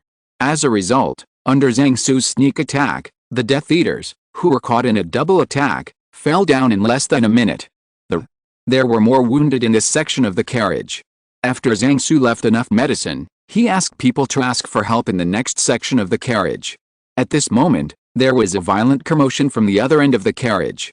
Zhang Su turned his head and found that the 2 Death Eaters in the carriage over there had kidnapped a few girls of lower grades and walked in front, obviously planning to bring the hostages over and flank the resisting students here. It's just that the 2 Death Eaters didn't expect the battle here to end so soon, and the 2 sides fell into a stalemate. The Death Eater pointed his wand at the heads of the students in front of him, as if trying to negotiate or intimidate. Frost Nova under Zhang Su's all-out blow, the Death Eater, who hadn't expected the opponent to attack suddenly, was caught off guard along with the hostages and was frozen into the icicle. Zhang Su hurried over, untied the ice from the hostages, and called other students in the carriage to take care of them. After the hostages were settled, Zhang Su released the ice from the Death Eaters. At this time, they had already passed out due to suffocation in the ice. After learning from the hostages that there was another Death Eater in the next section of the carriage, Zhang Su, who was ready, crushed him with a stunning curse. At this time, Zhang Su was also a little tired. He found a vacant compartment in this section of the carriage, went in, sat down and rested, and collected information by the way. Just when Zhang Su just sat down, a first-year girl who was too scared to speak found out that she was sitting opposite the legendary Professor Zhang, and the tension in her heart suddenly broke, and she flew away. He threw himself into the arms of Professor Zhang, who was drinking the medicine, and howled loudly. Professor Zhang reluctantly tapped her head with his magic wand, which made her cry, only heard by him and would not affect others. It's just that this action, in the eyes of the students next to him, was that Professor Zhang hit the head of the girl in his arms with a stick, and then the girl stopped making a sound, and just twitched silently in Professor Zhang's arms. Professor Zhang, who didn't know that his image had already collapsed in the hearts of several other students, asked these students something. Did those Death Eaters say anything about the purpose of this operation? Professor Zhang asked. The students sitting next to him replied, they seem to be looking for someone. If I heard correctly, they are looking for Harry Potter. Hearing such an answer, Zhang Su's face turned dark. Although he was prepared in his heart, he was still full of helplessness. Yes, it is helpless. The reason why the Death Eaters want to catch Harry this time, Zhang Su can probably guess, percent is the prophecy crystal ball that Zhang Su used the voice-changing bow tie and sang the Onion song in Sybil Trelawney's voice early in the morning. But what made Zhang Su helpless was that someone as strong as Voldemort would actually care so much about the arrangement of fate. Nigel Holden loved Nikki Dress Up Queen said, the weak believe in fate, and the strong create fate. It seems that Voldemort lacks the courage to choke fate by the throat.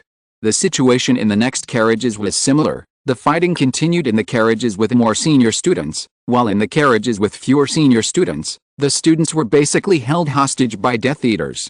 Along the way, Zhang Su waited for an opportunity to attack when he encountered a battle, and when he encountered a student's defeated carriage, he relied on the stun spell to crush him regardless of the enemy or himself. It's just that he didn't find any trace of Harry's trio along the way. He learned from asking other students along the way that Harry and the others seemed to be in the last section of the carriage.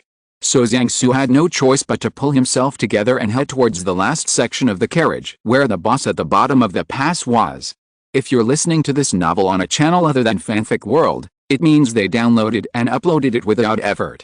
We cordially invite you to visit our channel, Mundo Fanfic Novelis. There you'll find the original version of this story, and you can explore many other novels of various genres.